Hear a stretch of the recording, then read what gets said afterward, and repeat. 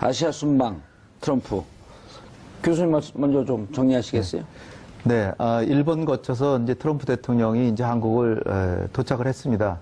문재인 대통령께서 평택까지 직접 가셔서 원래 예정이 없었던 거죠? 예정에 전혀 없고 그리고 화면 방송 화면도 이게 페이스북 화면으로 아주 막 흔들흔들하는 화면으로 나온 걸로 봐서 전혀 방송국에도 안 알려졌다. 그래서 청와대 페이스북을 통해서 이렇게 중계되는 그런 모습이거든요. 예.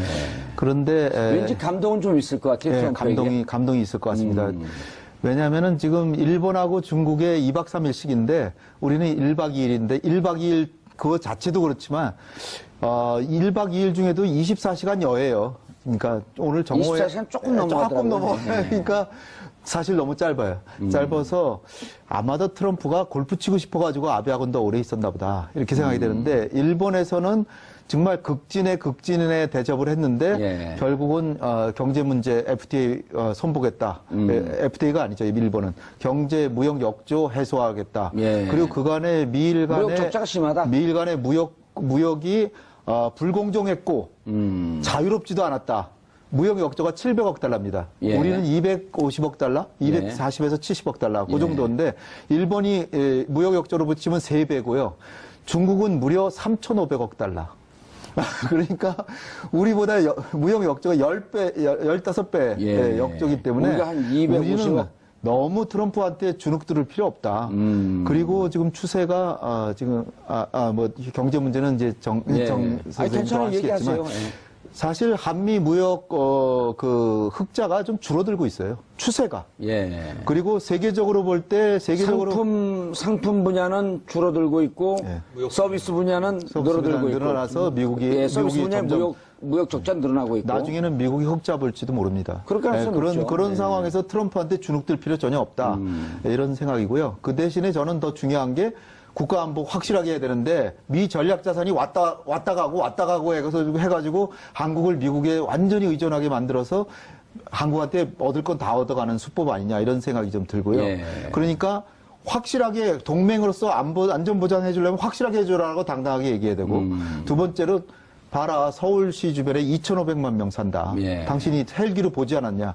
이거 북한이 미사일이 아니더라도 장사정포로 쏘면 수백만 명이 다칠 수 있다. 다치거나 죽는다. 그럴 때 함부로 전쟁을 운이할 때가 아니다. 서울에 10만 이상의 미국인이 있잖아요. 10만은 안 되고요. 28,500인데 가족까지. 근데 지금 저 평택으로 다 갔으니까 서울에 별로 없죠. 그 다음에 이제 마지막으로 서울에 미국인 강사가 많던데.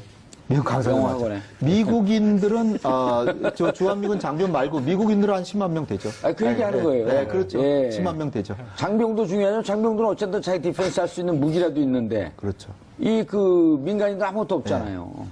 그러니까 우리가 지금 전쟁 날지 모른다는 걱정도 하잖아요. 이제 트럼프, 김정은 때문도 그렇지만 트럼프 때문에 더 이렇게 날 수도 있다 이런 생각이 드는데 사실은 지금 항공모함 세 항공모함 이제 와 있지만 그렇게 와 있는 게 계속 가지 않고 계속 있고 그 다음에 지상군도 계속 더 늘어나고 그런데다가 한국에 있는 미국인들이 슬금 빠져나간다. 그러면 진짜 조심해야죠. 근데 지금은 그런 상황은 전혀 아니다. 트럼프 대통령이 꼭 봐야 될 분이 한 분 계신데. 서울구치소의 그분. 대통령 잘못하면 이렇게 된다, 너도. 그렇죠.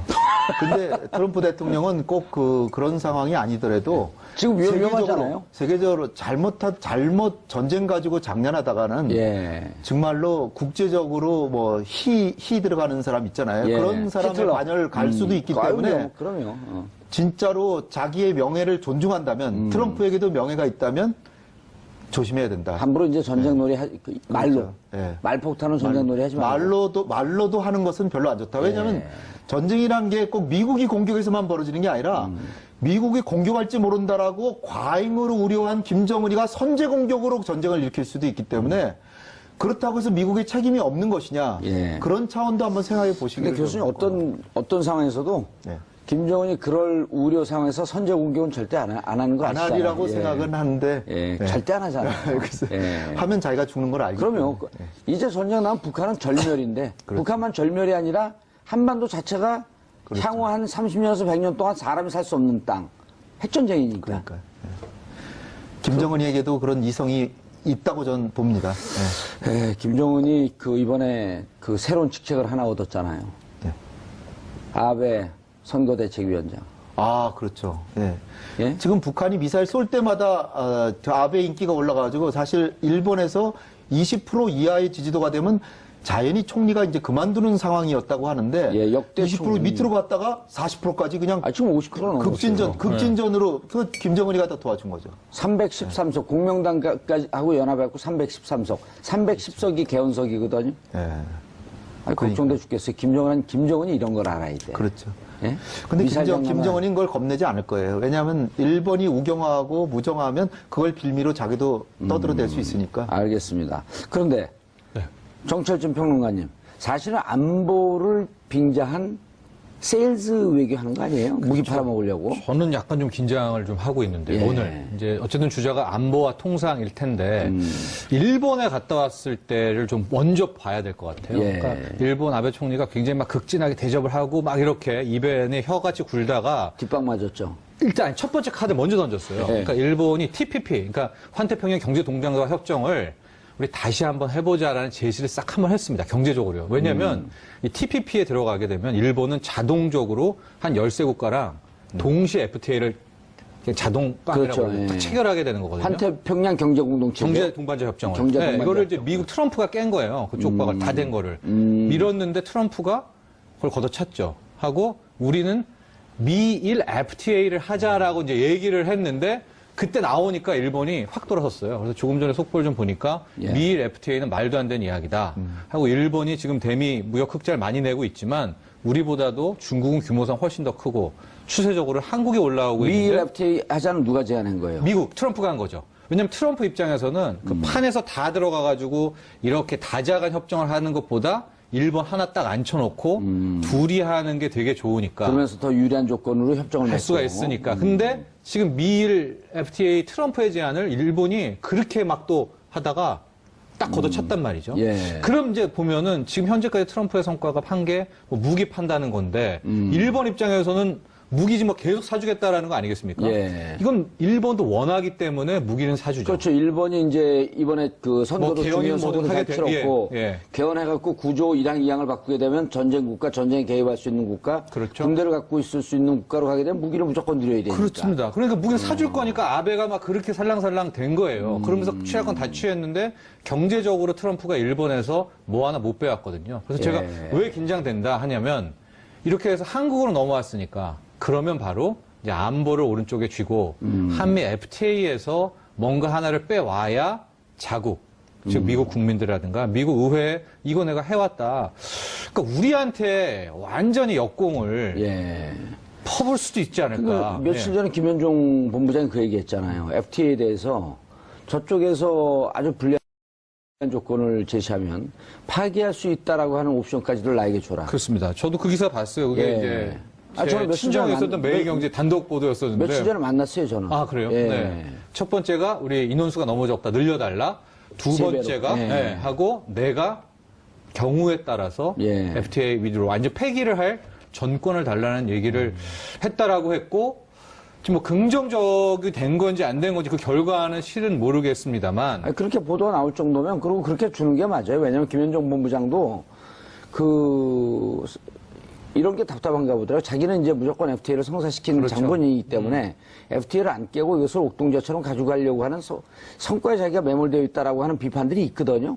근데 본인이 철저하게 거기도 국익 위주로 갔는데 어쨌든 우리에게 불리한 FTA로 개정하자고 하게 되면 자기는 안 할 생각. 그리고 깬다고 해도 결코 손해 아닌데. 예. 예. 그렇지 뭐 사회적 뭐 충격은 있겠지만은 이제 주판화를 튕겨봐야 되겠는데 예.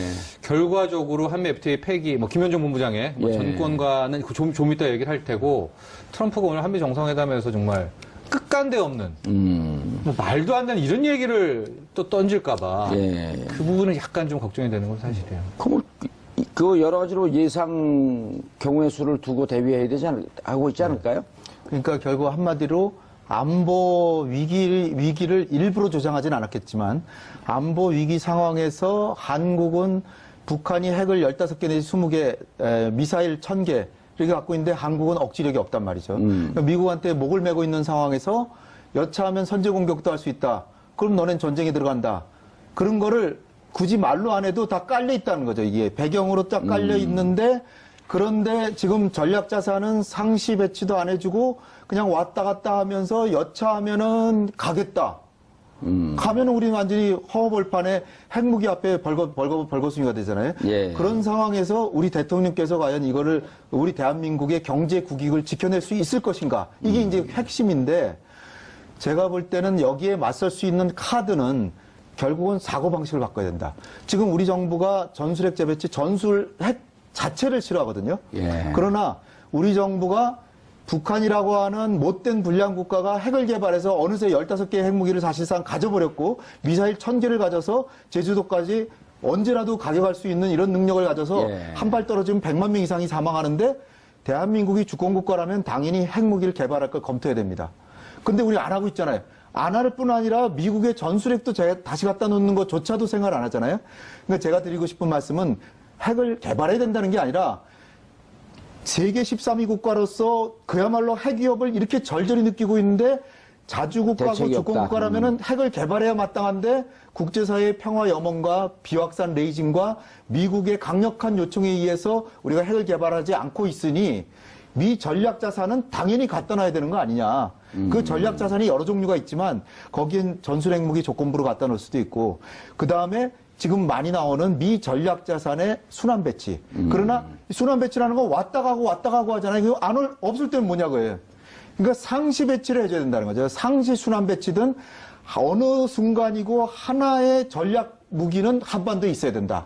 그것만 보장이 되면은 우리 대한민국은 그야말로 핵이 없어도 북한이 핵을 가져야 15개인데 전략무기 갖다 놓으면 30개 갖다 놓으면 북한을 능가하니까 안심하고 살 수 있잖아요. 그리고 적극적으로 협상해서 북핵 문제 해결하자. 이렇게 대통령께서 자신감을 가지고 트럼프를 설득해야 되는데 핵 자체를 꺼려 하시는 것 같아서 제가 그게 우려가 되는 거예요. 그러나 우리 국민의 생명과 국민의 안전보다 더 중요한 게 세상에 어디 있습니까? 그래서 따라서 대한민국의 국가 수반으로서 핵 문제에 대해서 보다 진지하게 긍정적으로도 생각을 해보고 핵을 갖다 놔서 이제 한반도 비핵화가 깨졌다고 생각할 게 아니라 핵무기를 갖다 놓고 북한이 협상에 진지하게 나와서 상호 간에 전술핵이나 철수시키고 전략자산 철수시키고 북한도 핵 폐기시키면 된다. 그리고 적절한 체제 보장해주면 포기할 것이다. 그러니까 거죠. 우리가 핵우산이라고 하는 것에 대해서 그렇게 비상시적인 터부시할 필요가 없다는 비상시적인 거죠. 핵우산 말고 네. 전략자산을 보다 분명한 네. 북한과의 전략적 대칭 상황을 만들어줘라. 네. 우리가 이렇게 동맹관계를 대치돼서 한다면 균형이 되면 예. 북한은 지금까지 자기 국력을 어마어마하게 소비해가지고 개발했지만 아무것도 아니네.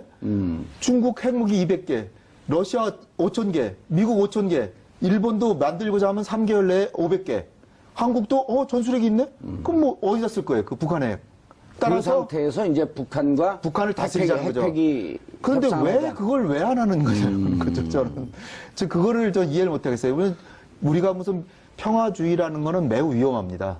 능력을 가지고 평화를 존중하고 평화를 지향하는 건 좋지만 평화주의로 비무장하고 내가 비무장하면 저들도 평화롭게 지내겠지 하는 건 매우 위험하다는 거죠. 따라서 핵 문제에 대해서 보다 진지하게 북핵 문제를 해결하기 위해서도 우리도 어느 정도는 무장을 하는 그런 방안을 생각해요. 근데 그렇다고 우리가 개발하자는 건 아니고요. 예. 개발하자고 하는 순간 한미동맹이 깨지는 거니까요. 깨질 수 있으니까. 그러니까 그렇지만은 트럼프가 저렇게 휘두르대는데 우리도 카드가 있다는 거죠. 그 카드가 있는데 전혀 활용을 안 하니까 너는 이렇게 우리한테 이렇게 무기 팔아먹으려면 전략 핵 부분에 대해서 한반도 핵 방어에 대해서 보다 분명한 대안을 줘라. 확실하게 보장해놓고 그렇다면은 미 전략자산 상시 배치해주면 그 전략자산을 운영하고 수리하고 하는 돈은 우리가 내겠다. 그럼 방위비 분담금도 더 늘어나잖아요. 그럼 미국도 트럼프도 국민들한테 할 얘기도 있고 북한으로부터 한국을 확실히 지켜주니까 또 할 얘기가 있고. 근데 핵을 갖다 놓기 싫어하는 것 같은데. 싫어하죠. 싫어하니까 그게 우리의 카드가 될 수 있다. 절대 갖다 놓고 싶어 하냐. 싫어하니까. 근데 우리가 지뢰 그거는 그건 싫어. 그러면 카드가 전혀 안 되잖아요. 설득력 있는데 약간 그 한반도 그 비핵화 평화정책 펴는 분들한테는 조금 좀 반감이 있겠는데. 근데 이제 협상의 딜로 봤을 때는 우리 홍 박사님의 전략도 굉장히 좋다고. 의미 있을 것 같아요. 아니, 예. 어쨌든 트럼프가 싫어할 것 같으니까 예. 싫어하는 카드를 던져야지 저쪽에서 곤혹스러워지는 거거든요. 그렇습니다. 그것도 있고. 한국이 이제 내놔라. 네, 안보 통상이라는 게 하나 내주고 하나 잡는 거거든요. 예. 그러니까 일본이 뭐 비굴하다 자존심 죽였다 했는데 이번에 다 챙겼잖아요. 무기 왕창 사주니까 예. 뭐 미국 입장에서는 좋아라 하는데 무역은 건드리지 마라 이렇게 한 것처럼 우리도 이제 조금 있다가 한미 정상회담 열릴 텐데 무기를 뭐 어떻게든 무기 또 팔아먹겠다 예, 또 그러겠죠. 팔아먹고 우리가 사주겠죠. 근데 그때 뭐 어떤 무기를 우리가 어떤 방식으로 돈을 줄 테니까 하겠다 막 이런 것들 하게 되면서 대신에 통상 쪽은 우리가 거의 무기 이렇게 사주는데 연간 못할 때도 5조 달러, 많을 때는 8조 달러씩 사주니까 예. 통상 부분 한미 FTA는 좀 달라라든가. 8조 달러는 아니고 8조. 8조. 예, 8조죠. 예. 8조, 그러니까 5조 8조니까 이거 8조, 두 개를 8조면 국가에서 8천조죠. 예, 5조 8조. 그러니까 80억 달러니까요. 예. 예. 그러니까 그렇게 좀 딜을 하는 그거는 굉장히 의미가 있다고 봅니다. 2015년에 무기 구입한 게 80억 달러니까 8조, 한 9조쯤 9조. 샀더라고요. 예, 그렇죠. 예. 예.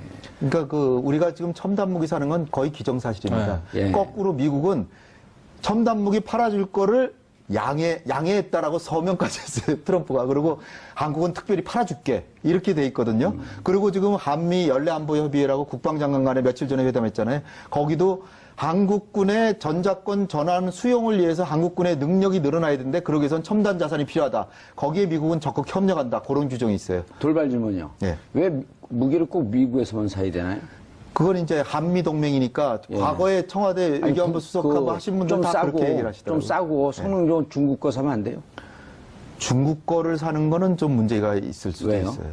왜냐하면은 미국이 너무나 싫어하니까. 아니면 미국하고 친한 이스라엘제, 예. 뭐 독일제, 아니 미국이 프랑스제는 싫어하니까 우리 중국 거 사겠다는 미국이 아니 물론 활짝 가능하죠. 놀랄 거 그러니까 아니에요. 미국 거를 뭐 80을 사주고 예. 중국 거 20은 사주겠다. 그 정도면 뭐 양해할 수도 있겠죠. 근데 이제 중요한 거는 뭐 중국으로부터 첨단 기술도 들여오고 미국 첨단 기술 안 주잖아요. 당연하죠. 아니 하다못해 전투기 F-35도 러시아의 수호이 35하고 경쟁했는데 예. 수호이 30을 주면 기술을 다 주겠다. 그럼 러시아 그거를 거 우리가 사와야지. 살 수가 없는 거예요. 사실은 러시아에서는 우리도 보고 뭐라 그러냐면 러시아 사람들 외교부 고위 관리 그런 사람 만나면 뭐라 그러냐면 공짜로 주겠다. 우리가 더 이상 한국의 무기 시장에 들러리지 않겠다. 아. 몇 번이고 혹시나 하고 나가는데 될 수가 없다. 그렇게 생각하고 있고요. 지금 아까 거기로 다시 돌아가서 첨단 무기는 사줘야 되는데 그중에서 필요한 무기, 전자권을 다시 가져와야 되기 때문에 감시 자산, 미사일 방어 중에 일부는 필요해요. 이를테면 이지스함의 SM5 이거는 SM3 미사일은 이거는 500km까지 요격할 수 있다. 이게 사드는 40에서 150km만 할 수 있는데 이지스함에서는 SM3는 500km까지 당연히 이런 걸 사와야죠. 근데 중국한테도 약속하기를 사드 추가 배치 안 한다 그랬잖아요. 예. 사드는 안 하지만 SM3 사온다. 이렇게 하면 미국이 트럼프가 좋아하겠죠. 그 대신에 이렇게 무기도 사주고 할 테니까 FTA 좀 개정하더라도 좀 서로 호혜적으로 하자. 그렇게 얘기도 하고 미 전략 자산은 상시 배치해달라. 상시 배치해달라. 이거를 카드로 쓰고 또 우리가 하나 사줄 수 있는 거. 공격적인 카드로 나가자. 예, 또 하나 사줄 수 있는 거는 가스. 지금 셰일 가스가 지금 넘쳐나거든요. 넘쳐나죠. 가스를 사오면서 우리의 에너지 수입원도 좀 다변화하면서 미국한테 트럼프한테 할 얘기를 주고 그 대신에 FTA 그런 건 좀 적절하게 하자. 이런 식으로 트럼프한테도 완전히 박탈감을 주면은 어떻게 나올지 몰라요. 그러니까 당신도 미국 가서 할 얘기는 내가 해주겠다. 가스도 사주고 SM3 같은 건 사는다. 그리고 핵잠수함 우리 좀 확인 좀 해달라. 이렇게 해서 교환하는데 진짜로 우리한테 꼭 필요한 거를 얻으면서 자주적으로 가면서 하면은 되는데 트럼프 보고 너무 겁내시고 그러면은 이게 회담이 안 되죠. 그러면 끌려갑니다. 아베도 저렇게 그냥 가진 걸 다 해줬는데도 다 빼주고 결국은 뒤통수까지 맞았죠. 예. 예. 아베 뒤통수는 좀 단단해 보이더라고요. 네. 뭐, 또 이겨내더라고요. 거기는 그리고 지금 너무나 절실하게 보통 국가로 가서 군사 무장을 하고 싶어 하는 거니까 뭐라고 경제적으로 문제 제기를 하더라도 그거 다 내줘도 우린 무장하겠다, 군대 갖겠다. 이게 절실한데 우리 입장에서는 교수님 얘기가 꽤 설득력이 있는데 예. 분명히 안 들을 거란 말이에요, 저거를. 그렇죠. 하고 제가 또 하나 또 문재인 대통령과 정부의 변을 좀 하자면 예. 아까 전에 한미 FTA 폐기 얘기가 나와서 이제 김현종 본부장 그 기사를 보면 막 댓글에 그래 폐기하자. 예. 폐기해도 우리는 뭐 나쁠 게 없을 거다. 그 동안에 보면은 뭐 우리도 남는 게 많다 이런 것들이 이제 많은데 현실적으로 예. 그게 그렇지가 않아요. 왜냐하면 그 미국이란 나라 또 그 통상의 그 협상이 만만치가 않은 게요. 일단은 방한하기 직전에 미국의 무역위원회라는 IP에서 뭘 했냐면은 드디어 우리 삼성의 반도체를 획그닥 하나를 탁 지금 걸어놨거든요. 이게 무슨 음모론 같은 일인데 그렇죠. 이게 이런 겁니다. 이제 미국의 테슬라라는 뭐 기업 반도체 기업이 하나가 있는데 갑자기 얘가 미국 무역위원회에 소송을 걸어가지고 삼성이 미국이 수입하는 그 반도체가 우리 기술을 특허를 침해했다. 그러니까 삼성 반도체뿐만이 아니라 삼성 반도체가 들어간 것들 다 뭐 스마트폰 이런 거 일단 다 판매 금지, 수입 금지, 확산 금지를 걸어놓고 소송을 시작한다가 정확히 이틀 전에 트럼프 날라떠기 이틀 전에 딱 기사가 하나가 월스트리트저널이랑 뉴욕에 딱 나와요. 그러니까 이게 무슨 얘기겠습니까? 우리가 이제 김현정 본부장이 한미 FTA 폐기를 놓고 뭐 옵션을 걸고 그 미국 입장에서 이렇게 보고 있다가 점점 압박하죠. 점점 압박해. 그 다음에 뭐 자동차 철강 이거보다요. 반도체를 건드리면은 우리 무너집니다. 그러니까 너네 그거 아킬레스건이지 한 발. 지금 대미 수출의 한 80%가 반도체 수출 그렇습니다. 아니에요? 지금 흑자 내는 거 거의 다 반도체가 이끌고 있거든요. 예.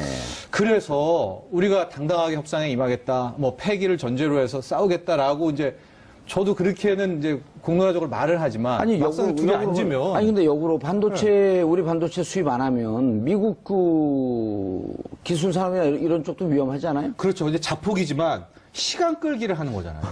그 와중에 이번에 저기 도시바 반도체도 있지만 거기에 애플이라든가 미국 자본이 또 들어옵니다. 그러니까 큰 중장기적으로 그림을 그려오고 들어오기 때문에 이게 만만치가 않아요. 게다가 지금은 반도체 호황이지만은 여기서 공급이 조금만 늘면 또 디램 가격 한순간에 무너질 수가 있거든요. 지금 삼성이 후발주자들 들어오지 못하도록 하기 위해서 치킨 SK 게임을 하이닉스하고 하죠. 예. 치킨 게임 하면서 예. 설비를 대량으로 늘려갖고 반도체 값을 폭락시키려고 그렇습니다. 하는 대책을 세우고 있잖아요. 예, 치킨 게임에 들어가는데 예. 이게 또 변수인 게 중국이 또 치킨 게임에 우리는 팔다리 다 끊어도 좋다. 우리는 반도체에 뛰어든다라고 이렇게 하게 되기 때문에 응할 수 없을 것 같다 그렇던데요. 아, 글쎄요. 저는 실제로 요번에 그 뭐 테슬라 걸게 그게 큰 틀에서의 그 바둑돌 하나를 놨다. 한미 FTA라든가 뭐로 자꾸만 그런 식으로 우리를 건드리면 너네가 가장 경계하는 반도체에 어떤 식으로 우리가 태클을 걸겠다라는 거를 저는 이제 던졌다라고 보고 있습니다. 삼성인가 그 삼성도 생산 라인을 늘려갖고 20% 정도로 대량 그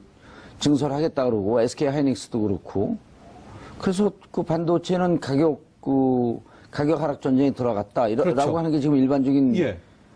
그 그런 와중에 이렇게 생각할 수 있죠. 그런 와중에 예. 미국이 반도체에다가 뭐 관세를 매긴다든가 예. 삼성만 유독 골라서 삼성 반도체뿐만이 아니라 반도체는 워낙 애당초 그 FTA와 무관하게 워낙 관세가 없었잖아요. 그렇죠. 원래 무관세였는데 다시 시작한다거나 또 삼성의 반도체가 들어간 제품들을 다 수입이라든가 이런 걸 금지할 경우에는 그럴 수 있을까요? 이게 다 좀 연동이 있을까요지만은요. 다 연동이 되어 있는데. 그러니까 그렇게 우리가 안심을 하고 그럼 그건 절대 못 건드릴 거야. 한미 FTA 폐기다. 그러다 건드리면 그 극한 대립으로 정부는 협상을 하지 않는단 말이죠. 그래서 네, 저도 동의해요. 저는 정부의 그 딜레마, 어려운 점도 그러니까 우리가 한미 좀 FTA 깨지는 게 단순히 경제 문제만이 아니라 예. 이 안보에도 영향을 미치고 미국은 뭐 그 초강대국이기 때문에 아니 이참에 뭐 한노 한중 군사 그 협정 맺으면 되잖아요.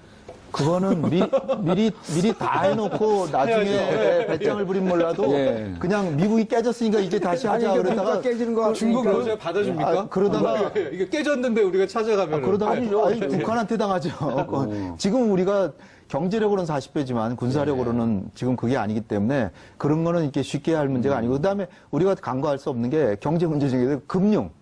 금융을 또 미국이 쥐고 있잖아요. 금융 그렇죠. 부분에서 미국이 한국의 신용평가 같은 거 막 왜 낮추는지 모르지만 그 경제 지금 뭐 이를테면 한반도 안보 위기다. 신용평가 막 내린단 말이죠. 그건 우리 버티지 못해요. 그러니까 그 수단을 수도 없이 갖고 있는 게 초강대국이기 때문에 단순한 FTA만의 문제가 아니다. 그래서 좋은 게 좋은 거라고 절대로 이렇게 설득은 해볼 수 있어요. 이렇게 한미 FTA 폐기하면 미국에게도 손해입니다. 라고는 얘기할 수 있지만 아니 폐기하려면 폐기하자. 이렇게 했다가는 그걸로 그치질 않는다는 거죠. 그럼 그게 이제 우리가 약자의 서름이지만 그렇기 때문에 평소에 다변화 얘기라고 우리가 사드의 중국 보복에서 느꼈듯이 중국의 무역을 너무 의존하니까 중국한테 당하잖아요. 네. 따라서 미국에게도 안보를 너무 의존하니까 이럴 때 당하는 거죠. FTA 폐기한다고 할 수도 있다라고 하게 되면 미국의 그 서비스 금융 산업들, 네. 그다음에 미국의 그 축산업, 그 농축산 산업들 이런 데서 트럼프 퇴진 운동 할 것 같은데. 그렇죠. 예, 저도 물론 오히려 뭐- 우리가 네. EJ 해갖고 야 할 수 있다 그러면서 너네들 손해야. 아, 물론 그렇죠. 예. 근데 저는, 그거는 이제 벼랑끝 전술이라고 하죠. 김정은이가 잘 쓰는 거죠. 네. 아니 우리도 같은 한민족도 같이 쓰죠. 아니, 뭐 그러나 전술. 그래서 예. 우리는 규모가 작기 때문에 예. 우리는 크게 다치고 미국도 다치지만 적게 다치니까 결국 서로 배짱 싸움을 하면 우리가 이기기가 어렵죠. 그런데 오늘, 한미동맹인데 미국하고 배짱 싸움으로 지금 북한이 저렇게 노리고 있는데 예. 쉽지 않은 일. 오늘 걱정이 예. 실은 전 철강, 화학 이런 거는 자동차 이런 거는 전혀 걱정이 안 돼요. 오늘 나온 예. 얘기 중에. 그 부분을 트럼프도 알죠. 왜냐하면 트럼프 그 FTA 뭐 폐기 이런 거에서 가장 싫어하는 데가 농업, 축산업 쪽이거든요. 예. 그러니까 이걸 역발상으로 트럼프가 들고 와서 그냥 완전히 미치광이 전략을 또 쓰면서 농업을 더 개방해라라는 거 이런 얘기를 오늘 폐기 먼저 공격을 해버릴 수가 있는 FTA 거죠. 문제가 올 때 농축산업을 제일 먼저 겉으로는 철강 자동차 얘기하지만 그거는 우리도 많이 대비가 돼 있어요. 그러니까 더 네. 열나는 거 아니에요? 네. 품목도 개방하고. 그러니까 먼저 선제 공격이 들어올 가능성이 높은데 예. 공격이라는 게 폐기라는 것도 먼저 찌를 때가 먼저 날릴 때의 의미가 있는데 아니, 오늘 그 당장 트럼프가 트럼프가 딱 날리면 농축산물 개방하라 그러면은 문재인 대통령이 네가 가라 하와이. 폐기? 아니 네 가라. 그러니까 오늘 먼저 그 주도권을 예. 트럼프가 줄까봐 그 쌀이라는 거 당장 쌀부터 배려 내려라라고 이렇게 해버리면은 이게 얘기가 또 입에 떼면 커지잖아요. 그러니까 부디 오늘 부디란 말 그렇지만 트럼프가 농업 쪽은 그냥 말 빼고 늘 하는 얘기 자동차 뭐 이딴 얘기만 좀 하면 제가 보기에 우리가 무기 좀 사주고 이렇게 좀 근데 이렇게 해서 트럼프 끝내는 걱정할 필요 없는 게 그 러시아 문제 때문에 곧 탄핵될 거예요. 너무 염려 안 하셔도 돼요. 근데 아직도 공화당이 다수고 공화당에서 탄핵 얘기하잖아요. 아니 그래도 이게 왜냐하면 공화당도 자기한테 손해니까 지금 그래도 민주당 잘하는 대통령보다 공화당 못하는 대통령이 공화당원들한테는 날걸요. 예. 그러니까 아니 근데 지금 쉽게 그걸 FTA 기대하기는 같은 어렵고. 경우가 FTA 같은 경우가 현재 있는 상태에서 자기들한테 유리한 부분만 개정을 하자라고 하는 게 트럼프 그렇죠, 생각인데 그렇죠. 네. 그러니까 미국 의회에서 좀 가만히 있단 말이에요. 왜냐하면 이거는 FTA를 그 개정하려고 하면 미 의회 승인을 얻어야 되는데 자 이거 자기한테 유리한 농업, 뭐 철강, 자동차 요런 거만 싹 개정을 해갖고 더 열라 그러면 우리가 무슨 얘기냐 이러면 FTA 하지 말자. 라고 하게 되면 미 의회와 트럼프하고 싸우는 그 상황을 만들어줘야 될 거 아니에요. 그러니까 우리가 개정은 절대 못한다가 아니라 예. 개정 못한다 그러면 폐기로 나가니까 폐기보다는 개정이 낫고 개정을 어차피 해야 된다면 적극적으로 우리가 얻을 것도 얻어가면서 하는 호혜적인 아니, 개정을 김현정 하잖아요. 본부장이 얘기해요, 네. 그게. 그렇게 해야죠. 그런데 그렇게 가다가. 그런 식으로 유도해야죠. 아니, 그런데 가다가 저쪽에서 너무 얼토당토하는 얘기하면 폐기하겠다는 카드를 자기가 쓰겠다는 거예요. 거기서 말이 막히면 트럼프는 분명히 이제 안보 문제 가지고 이제 건드릴 겁니다. 안보 문제로 안보 문제, 예. 안보 그러면 우리 안 보여 그러면 되죠. 안 보여? 그게 이게 그래요. 한미 FTA도 우리가 안 재협상을 보는지, 김현종 그럼요. 본부장 만나셨다니까 처음에 예. 재협상을 하려고 그랬던 게 아니에요.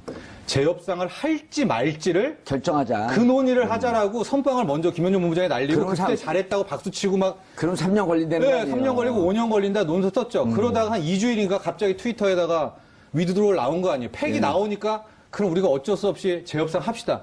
그러니까 우리가 명분이나 멋은 있는데 이렇게 또 나가다가 뭐 하나에서 꽝 가다가 뭐 하나에서 꽝 그러니까 이렇게 될 가능성도 분명히 있으니까 저는 그 자신감을 너무 갖지는 교수님, 우리의 제일 큰 문제가 남남 갈등 같아요. 남남 갈등도 크죠. 왜냐하면 자 이렇게 지금 얘기를 들어보면 대통령 입장이 얼마나 지금 이게 처할 수 있는 쓸 수 있는 카드가 우리가 일방적으로 지금 운동에 기울어져 있잖아요. 네, 저쪽 네. 강대국이고 안보 문제 근들 잡고 있죠. 그리고 최악의 경우 그 폐기라든지 가게 되면 우리는 저쪽에서 기침 한 번 하는데 우리는 독감 걸린단 말이에요. 네. 그럼 그럴 때 사실은 대통령이 협상을 잘할 수 있도록 국민들이 국익 문제고 외교안보 문제이기 때문에 힘을 실어줘야 되는데 말 한마디 갖고 그냥 계속 야당 쪽에서 공격을 해대니 그러니까 이 국내 눈치 무서워서라도 말을 함부로 못하는 거 아니에요. 그 대표적인 게 지금 산불이라고 하는 한중 간의 지금 사드 문제를 제가 보기엔 굉장히 교섭을 잘해서 결국은 우리가 막 출혈이 돼서 거의 사망 직전에 막 도달할 정도로 피해가 큰데 이번에 기가 막히게 했잖아요. 지열해서 지혈했는데 그 조건이 이제 우리가 약속한 건 아니고 입장 표명을 했는데 그 사드 추가 배치 안 하고 미사일 방어만에 편입 안 되고 한미를 동맹으로 안 하고. 근데 이 세 개가 다 이거를 반대하는 이명박 대통령이나 박근혜 정부에도 다 하던 정책들이에요. 새로운 게 하나도 없어요. 새로운 게 없는데 그거를 왜 우리 행동을 규제를 하냐. 그러니까 양보하고 사과도 못 받았다 그러는데 사과는 중국도 우리한테 사과를 원했어요.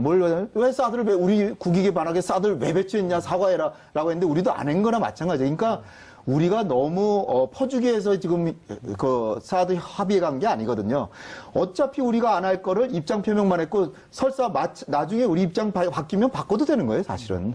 그리고 그 세 개의 내용이라는 게 하면 별로 안 좋은 것들이에요. 그런데 하나 또 덤으로 우리가 얻은 건 뭐냐면 지금 북한이 계속 핵 개발하고 한중 관계 안 좋고 그러면 미국은 계속 한반도 위기를 교조시키면서 결국 한미일 동맹으로 가서 한국을 반중 반러의 반러 전선의 천병으로 만들려고 지금 그러고 있는데 이제 우리가 한국과 중국과의 약속으로 한미일 동맹은 안 한다라고 딱 했기 때문에 그것이 우리의 방파제가 될 거예요, 거꾸로. 우리의 행동을 제약하는 게 아니라 미국의 압박으로부터 우리를 지켜줄 수 있는 게 된단 말이죠. 사드 추가 배치도 미국은 원하는 거고요. 그다음 미사일 방어만 편입도 MD도 원하는 거고요. 그걸 원하는데 이제 우리가 이런 입장 표명했으니까 중국을 어떻게 보면 힘을 활용해서 미국한테 우리가 국익에 반하는 건 안 하는 게 되니까 행동을 규제한 게 아니라 우리가 미국에 대한 자율적인 영역을 넓혔다 이렇게 얼마든지 생각할 수 있는 건데 규제했다고 누가 믿고? 네, 그걸 갖다가 그냥 지금 중국한테 그 무릎을 꿇었느니 누가 그래요? 언론에서 그런 톤이 있긴 있죠. 하고 아까도 그 한미 FTA 관련한 남남 갈등에 대해 정확히 제가 말씀을 드리면은 저는 김현종 본부장을 굉장히 신뢰하거든요. 그러니까 MB 때도 그때 봐왔기 때문에. 근데 문제는 뭐냐면 김현종 본부장이 폐기를 하던 뭐든 김현종 본부장에게 우리가 힘을 실어주는 게 우리의 역할이에요. 근데 지금 우리가 힘을 실어주려면 대통령한테 힘을 실어주는 게 역할인데 우리가 여기에서 한미 FTA는 무조건 지켜야 된다. 아니면 한쪽에서는 한미 FTA는 폐기해도 되니까 폐기 카드를 써라. 이렇게 몰아붙이는 게 더 남남 갈등이니까 실질적으로 우리는 가장 일선에 있는 김현종 본부장에게 힘을 실어주는 게 좋아요. 근데 김현종 본부장이 지금 폐기한다라든가 혹은 유지하겠다라든가 굴욕 쪽이라든가 말 안 했단 말이죠. 그러니까 김현종 본부장도 수많은 옵션을 해서 좀 협상을 하고 있는데 그리고 지금 저 카드가요. 시간 많이 걸려요. 그러니까요. 그러니까 우리가 미리 예단해가지고 무조건 성사시켜야 돼라든가 무조건 폐기해버려. 그러니까 이렇게 우리가 여론을 하는 게 아니니까 저는 힘을 실어주는 게 중요해요. 정부에서 구호를 하나 만드는 게 좋을 것 같아요. 트럼프의 임기는 짧고 FTA는 영원하다. 멋있네요. 그러니까 저도 FTA 버티다 보면 트럼프는 끝나요. 그러니까 김현종 본부장의 첫 전략이 제일 좋아요. 끄는 거. 예. 그렇죠. 일단 제일 끌어서 트럼프의 임기를 넘기면 최고죠. 그렇죠. 왜냐면 트럼프는요 절대 재선 안 돼요. 그러니까 그게 실은 제대로 지금 잡았어요. 이제 3년여만 버티면 되는데. 3년 남았어요. 이제 벌써 1년 지났어요. 3년여만 버티면 되는데. 그러니까 우리가 모아줄 거는 느긋하게 하시죠. 이런 거. 김현종 본부장 시간 많으니까 한번 끌어보자. 이런 것들에 대한 게 가장 대통령께서 좋은 것 같아요. 평택까지 그래서 가신 거니까. 그렇죠. 뭐 회담의 결과를 좀 그리고 기대하면서 그리고 좀 교수님 잘 아시겠지만 지금 우리가 사드 추가 배치 안 하겠다. 그다음에 MD 체계 편입 아니다. 한미일 군사동맹 아니다. 이거를 그전에도 얘기했던 거거든요. 그럼요. 근데 중국이 느닷없이 이거 갖고 그러면은 그 뭐 경제 문제 사드 보복 좀 풀겠다라고 하는 게 중국 내부 사정도 있는 거야. 시진핑 2기 체계가 안정적으로 갔거든요. 그 전에 야 너 시진핑 한 게 뭐 있어? 한반도에 있어서 북한 핵 개발했지? 그리고 그 대한민국 사드 배치 안 했지? 이것 때문에 반대파가 비판한 것 때문에 사드에 대해서 강경하게 나왔던 측면이 있었잖아요. 근데 2기 체제로서 이제 안정한 국면으로 갔단 말이에요. 그 중국 입장에서도 경제적으로 이게 연동이 되어 있기 때문에 우리하고 그렇게 끊을 수 없는 상태 아니에요. 그럼 그 중요성을 이제 다시 한번 말씀드리겠습니다. 한중 관계가 사드로 인해서 완전히 이렇게 훼손돼가지고 우리가 포기한 게 뭐냐면 북핵 문제 해결, 한반도 평화체제 구축, 그리고 북한의 급변 사태가 났을 때 이걸 원활하게 해결하는 거, 마지막으로 평화 통일, 이 네 개를 거의 포기한 상태였어요. 중국이 결사 반대할 텐데 어떻게 합니까? 그런데 한중 관계가 우호 관계로 감으로써 이 네 가지 우리 민족의 운명에 중차대한 네 가지 과제에서 중국의 협력을 얻을 여지가 이제 생긴 거예요. 거기다 덤으로 얻은 거는 대미 협상력도 강화됐죠. 따라서 이러한 사안을 두고 그냥 바로 눈앞에 보이는 것만 해서 왜 그걸 왜 세 가지를 왜 중국에게 약속했냐 이렇게 하는 건 너무나 장기적 비전이 없이 짧게 단견이다 그러죠. 단견이라고 저는 생각합니다. DMZ는 갈까요, 안 갈까요? DMZ는 저는 정말 제 마음속에 기대를 한다면 평택에서 점심 식사 같이 하시고 DMZ 두 분이 같이 방문하시고 청와대 가서 정상회담 했으면 좋겠어요. 근데 현재 그 일정은 제가 볼 없잖아요. 때는 글쎄 그렇게는 그건 제가 너무 크게 기대하는 것이 아닌가. 그 DMZ를 갔다 오는 것도 무슨 의미가 굉장히 있죠? 갔다 오는 북한에 대해서 확실한 경고가 되죠. 단지 가서 뭐 말은 험한 얘기 안 하고 그냥 조용히 다녀만 오면 그거는 어떻게 보면 대북 억지력에서 진짜 행동으로 확실한 억지력을 보여주는 거죠. 쪼크하면 되잖아요. 트럼프가 쪼크 좋아하니까. 김정은 사는 집이 여기서 보이네. 그렇죠. 그렇죠. 그걸 선택할 거 아니에요. 근데 주석국이 여기서 보이네. 근데 트럼프 대통령이 미국을 토탈리 디스트로이 완전히 파괴하겠다라고 연설하자마자 김정은이 한 얘기가 그동안의 역대 미국 지도자들 다 가상치도 않았지만 그래도 북한 정권이나 바꿔보겠다라고 했지 주민을 포함해서 북한을 전멸시키겠다고 안 했는데 트럼프는 2,400만 주민을 다 죽이려고 한다. 이런 식으로 김정은이가 얘기를 하면서 이렇게 망나니인 트럼프를 나는 반드시 그리고 그 전에 있죠. 공화국의 명예를 걸고 내 자신의 모든 것을 걸고 트럼프를 반드시 응징하겠다. 그리고 반드시 불로 다스릴 것이다. 이렇게 얘기를 해놨어요 이미. 근데 김정은도 약간 성경 말씀 같네요. 그러니까 그래서 트럼프도 그거를 아마 보고를 받았을 거예요. 일단 겁은 조금 날 겁니다. 그러니까 그래서 우리로서도 혹시 무슨 요즘 좀 소강 분명히 양쪽이.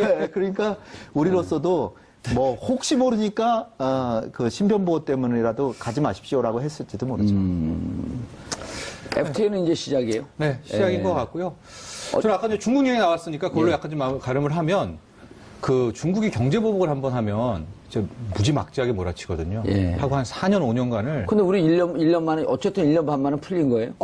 지금 그러니까 확실히 봐야 되겠지만은 엔터테인먼트 쪽은 지금 그만 영은 풀렸고 내년 평창 올림픽이 있으니까 요때 그러니까 뭐 약간 유야무야해서 관광까지 이제 풀어줄 생각인가 아니, 보죠. 단체 관광이 좀 풀렸다니까요. 완전히 풀리진 않았는데 일부 단체 관광이 지금 모객을 시작했어요. 상품이 올라간 거예요. 상품이 모객이 올라왔기 시작했어요. 때문에 이제 내년 1, 2월에 풀리게 된다면 이거는 굉장히 의미가 있죠. 중국이 한 2년 만에 경제 보복을 푸는 스스로 소송 없이 일본은 막 소송 앱제어력 하는데 그렇다면 이건 뭐냐? 중국도 이게 이제 보니까 불편하다. 한국이 있어야 되겠다라고 해서 만에 하나 그런 관계가 된다면 저는 요번에는 아예 이거를 딱 묶어버려가지고 경제적으로 다시는 이런 경제 보복 못하게 이번에는 가가지고 뭐 하나를 그냥 확 잡아오면 좋겠다라는 거죠. 지금 그 노영민 대사가 잘 하고 있대요. 그런 식으로 하나를 우리도 확 보험을 이번에는 또 당할 수는 없으니까. 그리고 중국의 노영민 대사를 좀 강하기 위해서 이제 또 새로 신설해갖고 노영민을 보좌하는 대사급, 그 준 대사급도 신설해서 또 보낼 계획이라 하더라고요. 그런 거는 상당히 좀 의미가 있다. 우리의 이제 외교에 있어서. 제가 이번 정상회담에서 기대하는 걸 한번 말씀드려보자면 첫 번째로는 이렇게 2,500만 명이 있는 수도 수도 서울 근처에서 전쟁을 내가 운이하면 안 되겠다라고 생각하게끔 만드는 게 첫 번째고요. 두 번째는 이 북한이 핵을 가지고 있는 게 거의 사실이기 때문에 한국에 대해서 제도적으로 확실하게 핵 억지력을 상시 보장해 주는 거. 두 번째고 세 번째는 제재만 가지고는 북핵 문제 해결 안 되니까 결국 조건부라도 대화를 이런 때 되면 시작하겠다는 얘기를 반드시 얻어야 된다는 거예요. 마지막으로 그것이 연말 전에 돼가지고 내년에 평창 올림픽이 성공적으로 시진핑 주석이 오고 트럼프가 오든 안 오든 하여튼 시진핑 주석이 오고 아베도 와서 정말 축제가 될 수 있는 평창 올림픽이 되기를. 북측도 선수를 파견할 수 있다라고 하는 뉘앙스 얘기했잖아요. 그건 이제 시진핑 주석이 이렇게 설득을 하고 이렇게 해서 그렇게 해서 이번 계기가 정말 우리 국운을 다시 트이는 계기가 되면 참 좋겠습니다. 알겠습니다. 어쨌든 뭐 트럼프가 갖고 기대는 하지만 우리가 그 아주 철저한 의뢰 위치에서 이런 얘기를 한다는 게 좀 씁쓸합니다. NL을 이게 청와대가 움직였다 그래요? 네, 그렇습니다. 내용이 어떻게 된 거지? 참 너무 놀라가지고 사실은 뭐 이 많은 분들이 정말 이 정도까지 했을 줄이야 생각을 못 하신 분들이 굉장히 많을 것 같아요. 많은 분들이 아마 다 아실 거예요. NLL 대화로 공개가 되는 바람에 정상회담 아니에요? 네. 북한에서도 발끈했잖아요. 정상회담 한 거 그렇게 공개하면 어떡하냐. 노무현 전 대통령이 NLL 포기 발언했다. 뭐 이렇게 해서 지금 당시에 그 당시에 이제 새누리당 의원이죠. 예. 새누리당 쪽에서 공개를 했죠. 정문원 의원. 네, 정문원 의원이 공개하고 그다음에 뭐 김무성 당시 이제 의원은 아니지만 전 의원 신분으로 공개하고 이렇게 하면서 권영세 뭐 난리가 났었죠. 엄청나게 파문이 컸었는데 나중에 알고 보니까 그게 국정원 작품이더라. 예. 이렇게 된 거죠. 그러니까 이게 2009년 5월이었는데요. 원세훈 국정원장의 지시로 이 원래 남북 정상회담 회의록은 103쪽에 달하는 겁니다. 예. 근데 그거를 10쪽짜리로 발췌본을 만듭니다. 발췌본을 만든 다음에 그걸 이제 청와대에다가, 네, 국정원에서 만들어서 청와대에다가 줬다는 거죠. 이 청와대 외교안보수석실 쪽으로 해서 넘겨줬는데, 예를 들면 뭐 이명박 전 대통령한테 가는 거는 우리 국가 기밀망이 있으니까 그 망을 통해서 그냥 바로 직보를 하는 형태로 갔고, 나머지는 이제 대통령 비서실장이나 뭐 외교안보 수석실이나 이런 쪽으로는 인편으로 해서 넘겨줬다고 하는 거죠. 근데 그 당시 시점이 2009년 5월 하면은 잘 아시겠지만 노무현 전 대통령 수사가 한창 진행 중이던 시점이었습니다. 예. 그러니까 일종의 망신주기용 비슷하게 뭔가를 준비했었던 거 아니냐, 모종의 이런 추측이 지금 나오고요. 근데 그 당시에는 공개가 안 됐어요. 공개가 안 되고 딱 킵하고 있었던 거죠. 킵하고 있다가 지금 이제 공개된 내용으로 보자면 상황이 노무현 대통령 수사나 이런 상황이 조금 좀 불리한 상황이 되게 되면 이 카드를 쓰려고 준비했을 개연성도 있다. 예, 추정은 해볼 수 있을 것 같아요. 대통령께서 서거하신 게 5월 23일이거든요. 네, 맞아요. 그러다 이 카드는 이제 뭐 전문용어로 킬되고 없어지고 갑자기 노무현 전 대통령이 스스로 목숨을 이제 끊으시고 난 다음에 그러니까 이제 이거는 너무 반발이 심하겠다. 그래서 그냥 딱 캐비넷 아래 넣어놓고 기다리고 있다가 2012년 추정되는 거죠? 네, 그렇게 추정돼. 그렇게 했다가 2012년 대선 때 이거는 추정이 아니라 실제로죠. 이 카드를 다시 꺼내든 거죠. 비 오는 날 부산거리에서 네. 김무성 대표가 쫙 읽잖아요. 네, 맞아요. 그러니까 그 당시 대선 상황을 아시는 분들은 아시겠지만 51대 49 게임이라 그랬어요. 그러니까 박빙이었었던 네. 거죠. 문재인 지금 현 대통령이 당시에 이제 후보로 나가서 박근혜 전 대통령하고 붙었을 때였는데 정말 막상막하다 이런 얘기가 나올 때였거든요. 그때 마지막으로 히든카드로 꺼냈던 게 이것이었고, 또 하나는 이제 당시 이제 민주당에서 그때 문재인 캠프에서 이 국정원 댓글 사태 문제를 가지고 국정원 여직원 오피스텔 찾아가가지고 했던 사건이 그 바로 직전에 또 같이 벌어지게 되죠. 예. 근데 그걸 또 박근혜 전 대통령이 엎어치기로 예. 여직원을 감금했다. 뭐 이런 식으로. 김용판이 새벽 11시에, 밤 11시에 네. 긴급 발표, 중간 수사 결과 발표를 그렇게 하는 게 아니거든요. 그렇죠. 정식으로 낮에 하든지 해야 되는데 밤 11시에 그것도 문재인 박근혜 토론이 막 들어갈 때 네. 이거 국정원 댓글 선거에 영향을 미친 그 선거 관여한 거 아니다. 이런 거 발표해버린 거 아니에요? 그러니까 지금도 여전히 그건 의문이 남는데 거기까지는 아직 왜 그랬는지 김용판 뭐 전 청장은 얘기하고 있지 않으니까 뭐라고 얘기하는지 국회의원인가 김용판? 아닙니다. 떨어졌죠. 아니죠. 이제. 네, 지금은 아니죠. 그러니까 그렇게 된 어디 그 버지니아 갔어요? 또 거기 경반도? 모르겠습니다. 그 출마는 했던 걸로 시도를 했던 걸로 뭐 기억을 하는데요. 어쨌든 현 의원은 아닌 걸로 알고 있습니다. 뻑하면 다들 미국으로 도망가니까. 그러니까 어찌됐든 결론적으로 말씀드리면은 당시에 NL로 대화록 포기 발언이 굉장히 큰 정치적 쟁점이 됐기 때문에 어쩌면은 이것도 추정입니다만 그 당시에 그 발언이 폭로되지 않았으면 새누리당에서 김무성 지금 전 대표가 얘기하지 않았더라면 예. 대선 결과가 달라졌을 수도 있겠죠. 우리가 지금 뭐 추정해 보건데. 그러니까 굉장히 큰 사안이었는데 그게 알고 봤더니 국정원이 만들었던 작품이었다. 그리고 국정원이 만든 걸 청와대가 그걸 그 시기에 써먹었던 거였다. 이렇게 그냥 요약 정리를 할 수 있을 것 같습니다. 그러니까 2009년도에 국정원이 만들어서 청와대 보고한 내용이 김무성 전 대표가 얘기한 내용과 일치한다는 거죠. 그렇죠. 이거는 뭐 김무성 전 대표는 검찰서 받으러 들어가면서 난 찌라시 보고 얘기했다 이렇게 얘기했잖아요. 그때도 아무도 사실은 그거 믿을 사람이 없었거든요. 사람이 말이라는 게 어떻게 그렇게 똑같이 만들어냅니까? 그걸 붕어빵처럼 만들어낸다고 흉내내려고 해도 못 흉내내는 거를 그대로 쪽지 꺼내가지고 줄줄줄 읽었었는데 그걸 찌라시를 통해서 봤다고요? 사실 믿을 사람이 아무도 없었던 거였는데 이번에 그게 김무성 전 대표 손에도 발췌본이 들어가서 읽은 거였다라고 하는 사실이 다시 확인된 거죠. 근데 이게 이제 그 국정원 개혁특위에서 나온 내용 아니에요, 이게? 네, 그렇죠. 정치권으로 흘러갔다는 것을 확인을 했고요. 근데 어떠한 경위로 김무성 의원에게, 이제 현 의원에게 갔는지는 밝히지는 않고 있습니다. 아마 수사기관에 그 역할을 맡길 것으로 보이는데. 예. 근데 지금 아까 평론가님께서 말씀 주셨지만 그 당시에 아까 믿을 사람이 누가 있느냐, 일반 국민은 그렇게 생각했지만 검찰은 믿어줬거든요. 검찰은 당시에 찌라시인 것 같다. 그렇게 얘기를 하고 있으니 뭐 맞는 것 같다라고 넘어가줬는데 이번에는 이제 그 국정원이 만들어서 김무성 의원 측에다 전달한 이 과정, 누구를 통해서 흘러가는 과정을 반드시 수사해야 될 것으로 보입니다.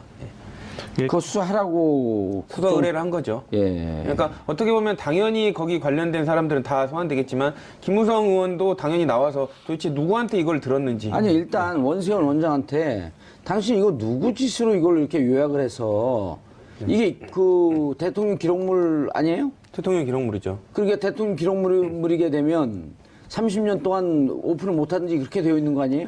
그러니까 원세훈 원장이 이거를 대화록으로 그 관련된 자료로 만들기 위해서 먼저 했던 행동이 이게 1급 비밀이었는데 2급 기밀로 낮춥니다. 낮춘 다음에 그 관련된 부분을 이제 정리하도록 이제 지시를 하거든요. 그건 법적으로 하자가 없는 건가요? 그 부분은 어떤 과정을 거쳐서 이렇게 수위를 낮췄는지는 또 이제 들여다봐야 조사해야 되는 거죠. 그렇죠. 자, 수위를 낮춰갖고 1급 기밀은 20년 내지 30년 동안 들여다볼 수 없으니 네. 그걸 2급 기밀로 낮춰갖고 열람할 수 있게끔 하고 네. 그 열람을 한 상태에서 그것을 요약을 해서 청와대 보고를 했고 이게 누구 지시로 했냐라고 하는 것을 조사를 해야 되는 거 아니에요? 그렇죠. 근데 지금 원세훈 국정원장한테 놓여진 모든 혐의들이 다 그런 겁니다. 과연 당신이 혼자 했느냐, 아니면 누구한테 지시를 받았느냐. 근데 관련된 부분들이 너무 혼자 했다고 지시를 하기에는 받은 게 아니라 쥐시를 받은 거죠. 네, 뭐 그럴 수도 있을 것 같습니다. 지시. 예. 그래서 관련해서 이제 본인이 이런 거를 뭐 증거들이 너무 많이 나오고 있기 때문에 이게 내 판단이었다고 하기에는 뭐 본인 변호인이 말릴 것 같습니다. 아니 뭐 그렇죠. 혼자서 왜 그러십니까? 이제 다 얘기해라. 예. 지금은 이제 혼자서 떠안기에는 너무 큰 바위다라고 지금 말을 할 것 같습니다. 아, 지금 또 그 MB 정부는 큰 게 있잖아요. 큰 게 있는 게 뭐냐면 오늘 김관진 그 전 안보실장이 들어가잖아요. 내일 김태형 또 국방부 장관이 또 들어가고 네. 그리고 이제 곧 남재준 소환할 거 아니에요? 네, 그렇죠. 남재준 소환하게 되면 남재준 국정원장이 청와대에 돈을 준 걸 당신의 창의적인 아이디어로 줬습니까? 남재준 장관이 그 실장이 뭐라 그럴 것 같아요? 저는 군인 정신 얘기할까봐 되게 겁나는데요. 예. 군인 정신으로 줬다 그럴까봐. 없어요, 그 사람. 예. 그런 거. 그래서- 근데 남재준 원장이 이렇게 얘기하겠죠. 그 직원들한테 파악을 해봤더니 관행입니다. 무슨 관행이요? 전임 정부에서도 그렇게 줬다 그러더라고요. 그렇게 되면 거기에 원세훈 또 불러야 될 거 아니에요? 그렇죠. 이제 뭐 원세훈 전 원장은 소위 말하는 예. 뭐 그냥 아니 박근혜 정부 때도 국정원에서 청와대 돈을 줬는데 MB 정부는 안 줬을까요? 그분도 돈 좋아하는 분인데. 그렇죠. 탄력을 받아서 줬다 뭐 이런 식으로 얘기를 했어요. 아니 MB 정부에서도 줬고 그 관행으로 박근혜 정부에서도 주고 이게 관행이라 그러잖아요. 자기들끼리 계속. 네. 그 관행을 어느 정부에서부터 만들어졌느냐 예. 이 부분에 이제 수사력이 집중이 될 텐데요. 남재준 원장은 방금 말씀 주신 대로 의원님 말씀 주신 대로 핑계대기 좋습니다. 나는 전임 몰랐는데 정부에서- 예. 전에 그 물길이 튀어 있었다. 그래서 물길 가는 대로 놔뒀을 뿐이지 내가 이 도랑을 내가 판 게 아니다라고 이제 핑계를 대겠죠. 근데 이제 그거를 원세훈 전 원장이 아니다. 우리 협의해서 판 거다라고 얘기할 수도 있어요. 아니 어쨌든 자기들도 줬다 그러게 되면 이제 그렇죠. 그 이명박 전 대통령 예. 거기도 뇌물로 딱 걸리는 거 아니에요? 그렇죠. 이제 엮어가기인 거죠, 이제. 엮어간다는 게 좀 이상하네요. 네. 있는 사실을 쫓아가는 네, 거죠. 네, 그렇죠. 예. 확인해 간다라고 정정하도록 하겠습니다. 근데 이게 이제 보도가 된 내용들이고 이제 우리가 뭐 추정까지도 좀 섞고 그러는데 한 나라가 이렇게까지 갈 수 있나요? 뭐 지금 자유한국당에서는 정치 보복이다. 뭐 심지어는 국민의당 안철수 대표는 이 복수국이다 이렇게 표현을 하고 이건 있는데요. 팩트 아닌가요, 근데? 아, 그렇죠. 근데 사실 뭐 완전한 팩트라고 보기에는 예. 아직까지 검찰 사법적인 수사 판단을 들어갔으니까. 받지는 않은 것이니까 완벽한 팩트에서 좀 모자란다. 근데 우리가 합리적 추정을 하기에는 충분한 정도의 사실관계가 이 공개가 됐다 이렇게 예. 볼 수 있을 것 같은데요. 왜냐하면 국정원이 개입됐다는 거를 국정원 개혁위원회가 얘기를 하고 있으니까 자복하고 있으니까 사실 우리가 그랬거든요 라고 말하고 있는 거를 그걸 국민이 상식적으로 믿는 건 너무나 당연한 거잖아요. 예. 우리가 거기에 기초해서 얘기할 수밖에 없는 건데 계속 공개된 내용들을 보면서 이전의 정권을 정말 사유화했던 거 아닐까 하는 생각을 하게 돼요, 저는. 그러니까 대통령이 어떤 국민들의 비판 여론이 들어오게 되면, 예를 들어서 이명박 전 대통령의 경우에도 광우병 사태 터지고 난 다음에, 그때 촛불 시위가 한창 일고 난 다음부터 사실 좀 예. 변하는 모습을 보였다는 거잖아요, 예. 지금. 그것들을 보면서 아마 그랬겠죠. 본인 스스로는 뭐 선의를 이해하자면 나는 대통령직 진짜 멋있게 할 거야. 예. 나는 진짜 이전하고는 정말 다르게 정말 한번 멋있게 해볼 거야. 이랬는데 갑자기 훅 공격이 들어온 것 같은 느낌을 받은 거겠죠. 공격이 훅 들어오고 난 다음에 이거 뭐야? 내가 지금 이 나라의 대통령 맞아? 라고 하는 생각을 했을 것 같고 예. 그러면서 자기 앞에 수많은 권력들, 자기가 움직일 수 있는 수족들이 너무 많다는 사실들을 본인이 깨달았던 아니면 누군가 얘기했겠죠. 국정원이 그다음 원세훈 원장이었다 그러면 원세훈 원장이 이렇게 하시면 안 됩니다. 이거는 우리가 한테 맡겨주십시오라고 했다던가 아니면 당시에 청와대가 뭔가 그림을 그리면서 야 이대로는 안 되겠다. 그래서 국정원 한번 그림을 만들어 와라고 얘기를 했던가 그랬었겠죠. 전자든 두자든 아니라고 정두원 의원은 얘기를 해요. 정두원 의원은 뭐라고 설명하나요? 그렇게 창의력으로 할 사람 아니고 그냥 무조건 무대뽀로 그냥 시키는 대로만 할 사람이다. 시키는 그럼 대로. 그럼 시키는 것은 2009년 2월에 임명됐기 때문에 이제 그분의 얘기를 해갖고 좀 해석을 해보면 2009 전문가 아니에요. 이명박 전문가, 원세훈 네, 그렇죠. 전문가. 원세훈하고는 20년 동안 서울시에 같이 있었으니까. 2009년 2월에 원세훈 임명됐는데 임명될 때부터 불행이 시작됐다는 거예요. 2008년도에 촛불 공격을 받고 이제 그쪽 표현을 따르면 촛불 공격을 받고 이거 큰일 났구나. 그러면서 촛불의 배우는 누구야? 저 촛값은 누가 돈을 내서 사? 그게 그분의 사고방식이거든요.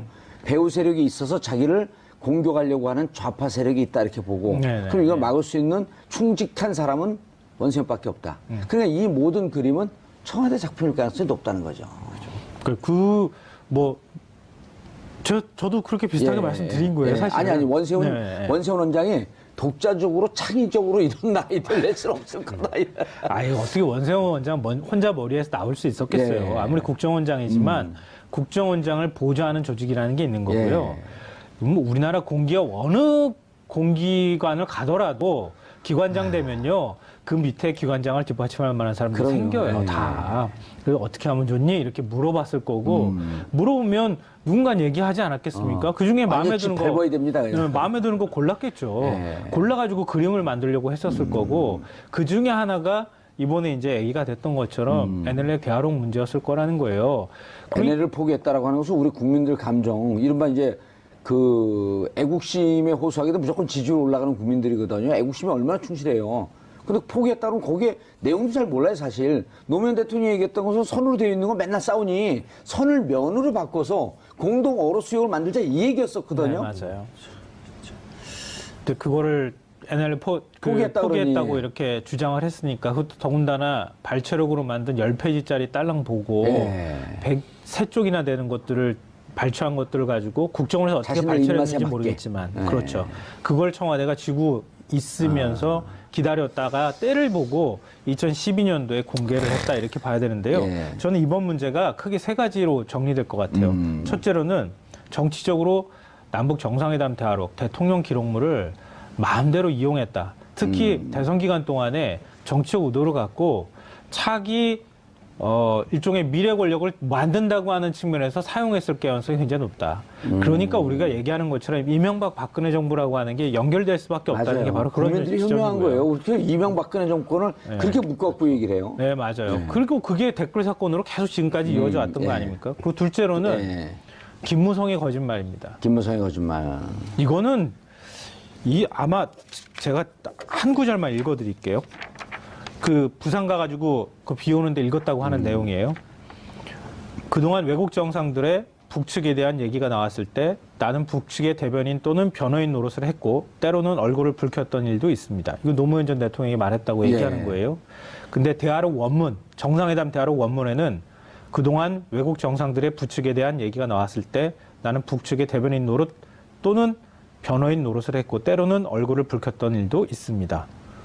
이걸 어떻게 만듭니까? 이걸 문장을. 두 개가 똑같은데요? 천재를 갖다 놔도 이렇게 똑같이 못 만들겠어요. 그 다음에 나오는 것도 뭐 군부라고 하는 표현, 그 다음에 판을 깬다고 하는 표현. 우리 논문 표절할 때 몇 글자죠? 한 다섯 글자 정도가 연이어 붙어 있으면은 그 표절했다고 간주한다 그러잖아요. 5단어가. 네, 5단어가. 근데 이거는 수십 단어가 이렇게 연결이 되는 건데 이걸 누가 창작해서 만들겠습니까? 그리고 김무성의 거짓말 이걸 찌라시로 덮으려고 했다는 검찰도 문제인데요.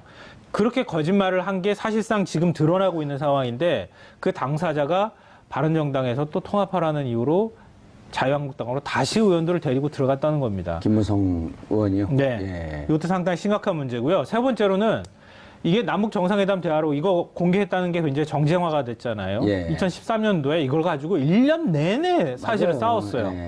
1년 내내 싸울 때 여당, 지금 이제 야당 자유한국당 의원들이겠죠. 이거 정말 몰랐을까요? 김무성 의원도 자기도 다 알았을 텐데 그럼 알면서도 야권하고 거짓말하고 뭉치고 특검 들어가고 그럴 때 다 아니라고 하면서 그렇게 길을 쓰고 싸우고 그렇게 했었어요. 그러니까 이거를 도대체 어떻게 봐야 되는가 이 세 가지 쟁점으로 좀 봐줘야 될 것 같습니다. 그래서 그때 당시 검찰 수사 내용을 좀 그 검찰한테 이제 그 홍상수 감독의 그 영화만 자꾸 생각나요. 그때는 틀렸고 지금은 맞다. 네. 검찰 진짜 반성해야 되는 거죠. 결과가 어떻게 나왔어요 그때? 일단 거기 이제 고발됐던 당사자들은 거의 다 무혐의 처리가 났었죠. 그리고 김무성 대표 같은 경우는 방금 말씀 주신 대로 거의 똑같이 읽었음에도 불구하고 검찰의 설명이 그래프 나오네요. 정문원 의원만 500만 원 약식 기소가 됐었고요. 많은 사람들이 같이 이제 고발이 됐었는데 뭐 김무성 의원, 서상기 그때 정보위원장, 조원진 의원, 조명철 의원, 윤재옥 그다음에 권영세 주중대사 전부 다 무혐의가 났고요. 저분들 이제 다 소환 대상인가요? 그렇죠. 뭐 줄줄이 다 소환 대상이 될 것 같고요. 특히 이제 저기에서 보면 김무성 의원하고 남재준 국정원장은 뭐 1, 2순위를 다툴 정도로 뭐 지금 선상에 올라왔다고 봐야 될 것 같아요. 남재준 국정원장은 국정원장 그 신분에서 2013년 지금 그 우리 김수환 평론가님께서 말씀하셨듯이 저 논쟁에 기름을 맞아요. 기름을 부어버린 거 아니에요? 그렇죠. 국정원장 입장에서는 저 자료를 2013년에 공개를 해버렸어요, 또. 그렇죠. 군인 정신으로 또 그거를 공개를 해버리셨습니다. 군인 정신이 참 욕되다고 좀 이렇게 비유하기 어려운 말인데 어쨌든 본인의 판단이라고 이렇게 얘기를 했고요. 국정원 TF에서도 이 부분이 그 남재준 원장이 여기 위에서 지시를 받아서 공개했는지 여부에 대해서는 확인되지 않았다라고 지금 말을 했거든요.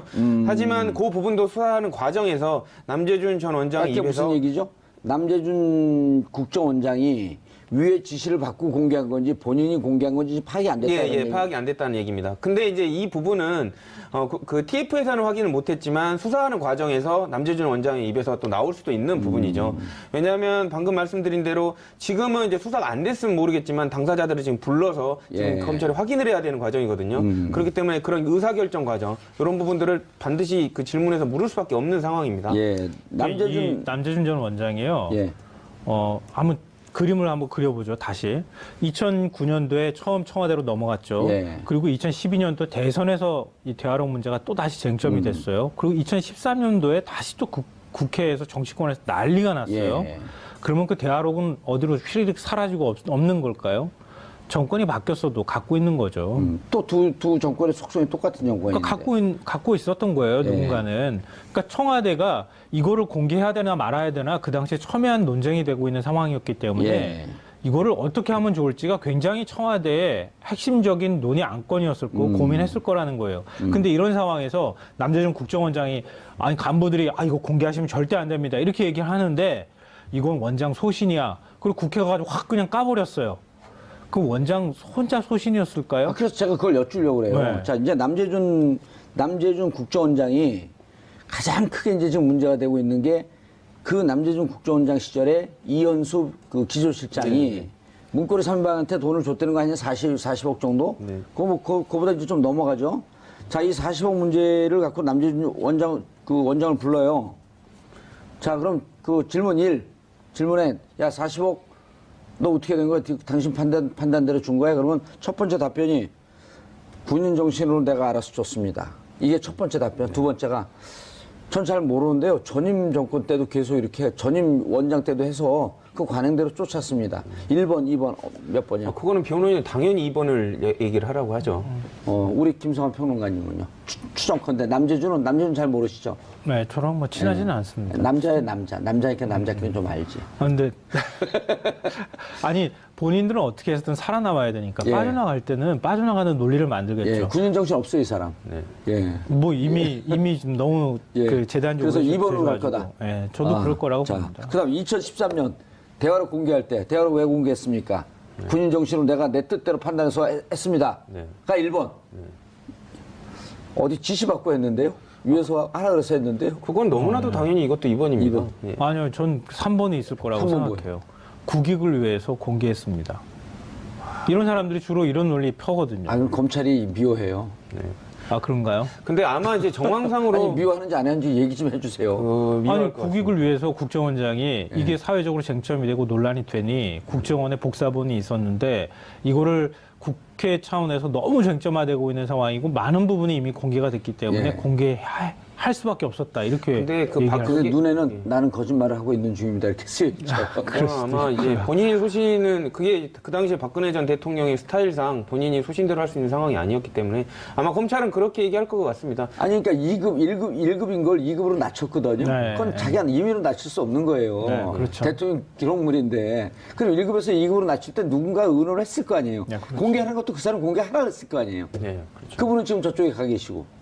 글쎄요, 그렇게 시켰는지는 모르겠지만 예. 본인의 판단은 저는 아니었을 거 아니에요. 그 이번에 박근혜 전 대통령 재판 때 탄핵 때도 많이 느끼고 예. 또 그 기간 동안에 법과 현실의 논리를 어떻게 맞추는 게 좋을지 막 고민이 많이 됐어요. 왜냐하면 우병우 전 민정수석 보니까 다 국민들은 모두 다 죄가 있다고 생각하는데 자기는 죄가 없다고 얘기해요. 아, 그리고 나는 이렇게 무능한 사람인데 시키는 대로 했습니다. 아니에요, 계속. 그러니까 그 우리가- 천재가 자기가 무능하다 그러잖아요, 스스로. 이른바 그 법조인들을 약간 좀 낮춰서 좀 폄훼하는 식의 어떤 얘기로 보면 사법연수원에서 판결문 쓰는 연습만 하다 나온 것 같은 네. 그러니까 법의 논리만 가지고 현실을 그걸 가지고 재단하는 이런 방식들 있잖아요. 법조 기계라고 그러죠. 그러니까 그렇게 해가지고 우리가 논리적으로만 문제가 없으면 나는 무죄야.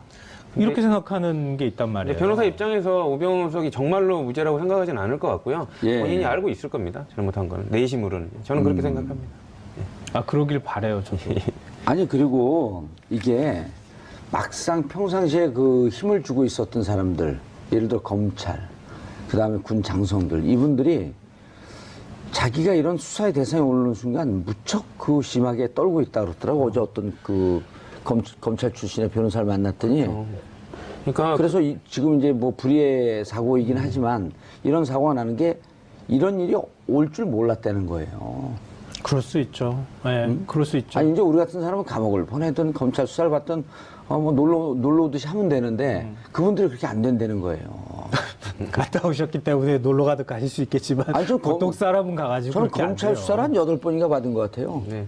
그러니까 처음 받으시는 분들은 되게 동요합니다. 그리고 예. 더더군다나 이제 같은 법 쪽에 계신 분들은 알잖아요. 이런 예. 어느 정도, 그러니까 소위 말하는 견적이 나온다는 걸 압니다. 그렇기 때문에 내가 어떻게 처벌된다는 거, 그리고 그 사람들이 어떤 생활을 할 걸 너무나도 잘 아니까 이제 더 괴로운 거죠. 그리고 그쪽에 계신 분들은 이제 또 뭐 승승장구했던 길만 가봤기 때문에 실패란 걸 몰랐는데 나락으로 떨어진다는 그런 두려움도 더 있을 거고요. 남재준 남재준 원장은요, 40억 준 거 본인이 그 책임으로 가면 국고 손실이거든요.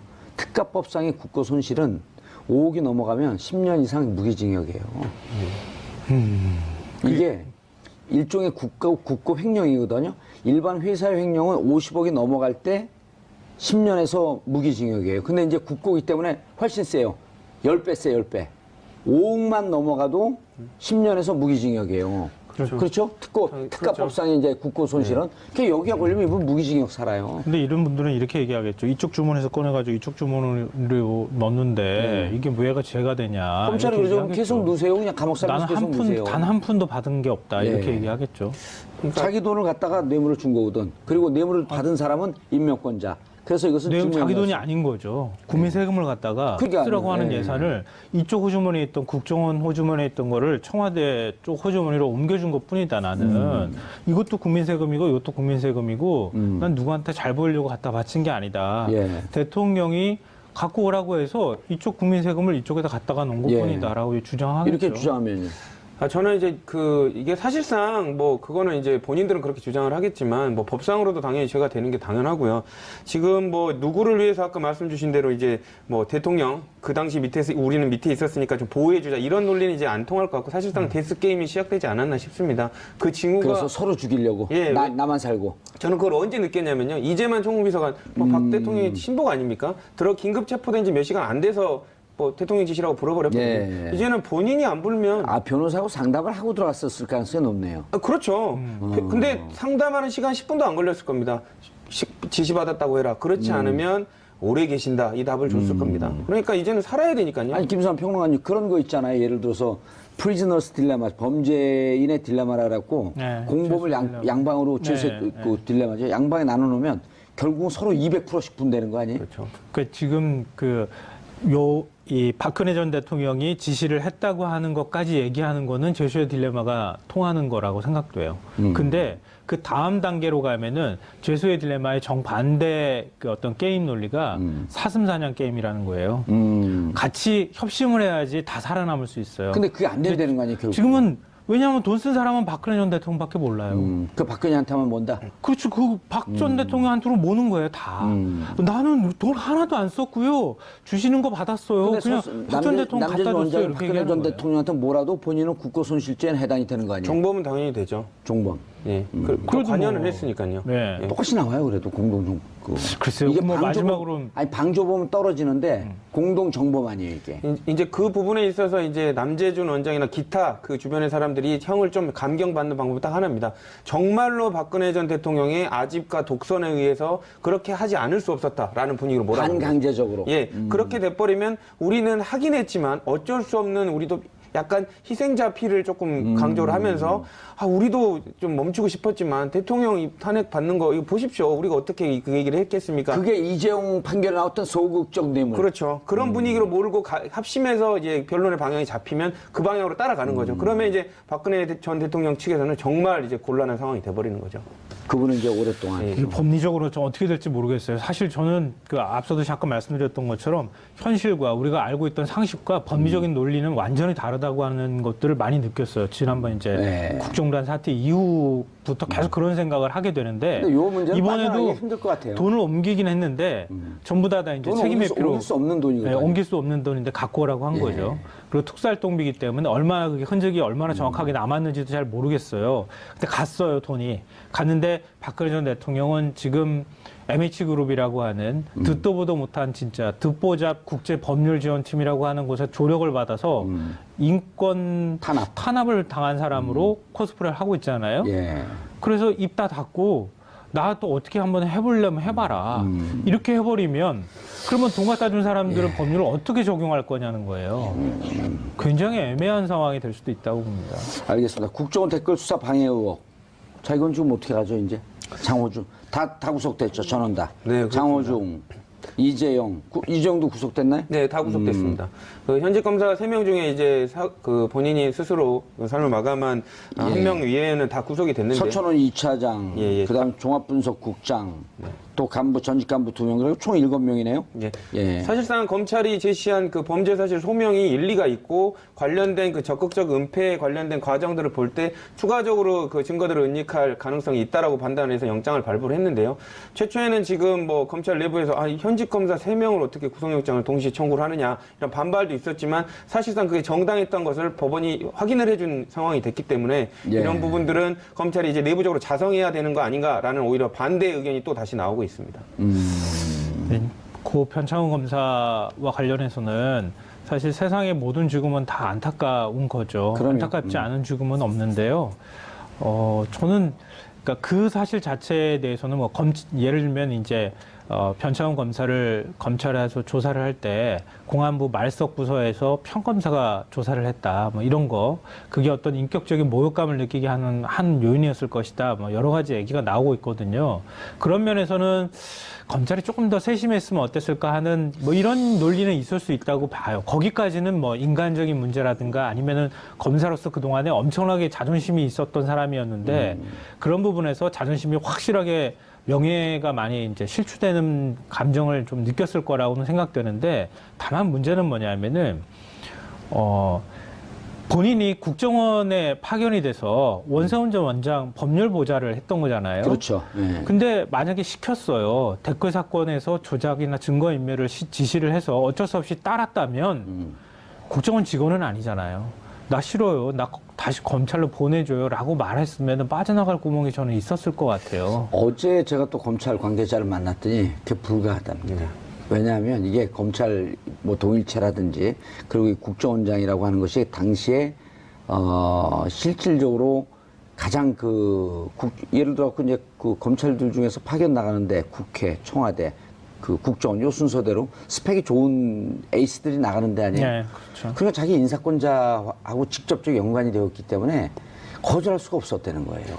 그러면은 그게 또 이제 일반 아주 밑에 있는 평검사급이면 상관이 없는데 거의 부장검사급이 부장검사죠. 그러니까 예. 승진을 염두에 둬야 되는 상황이기 때문에 23기면 올해 검사장 승진 된 사람이 기수들이거든요. 있습니다. 예. 그러면 자기 친정을 향해서 자기가 제대로 수사를 못하게 지금 그럼 막았던 보세요. 거잖아요. 그 장호중 부산지검장 같은 경우는 원래 감찰이고 여기는 지금 법률보호자고 같은 팀도 아니에요. 근데 두 개를 같은 팀으로 묶어놓고 여기서 일사불란하게 그때 시뮬레이션까지 했다는 거 아니에요. 그 장호중 가서 네. 제대로 준비가 되어 있는지 한번 보자. 근데 이게 이미 그러니까 이게 문제가 되는 게 하나의 조직 속에서 인사권을 갖고 있는 쪽에서 움직이니까 어떻게 할 도리가 없었다는 거예요. 그리고 이 변창훈 검사 같은 경우는 이미 그 국정원 직원 중에 자살한 변호사, 정모 변호사, 네. 그분을 하고도 계속 통화를 했다는 거 아니에요? 그분을 상황 파악을 위해서 예. 그러니까 뭔가 이제 먼저 수사를 받고 그러니까 분위기가 이상하다는 걸 알았겠죠. 그리고 이재용 검사도 계속 그 양반하고 통화를 했고. 네.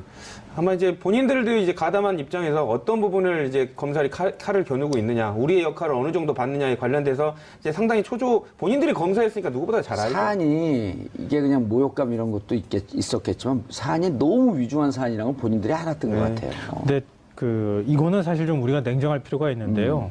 그렇다 하더라도 면죄부는 받을 수 없는 거죠.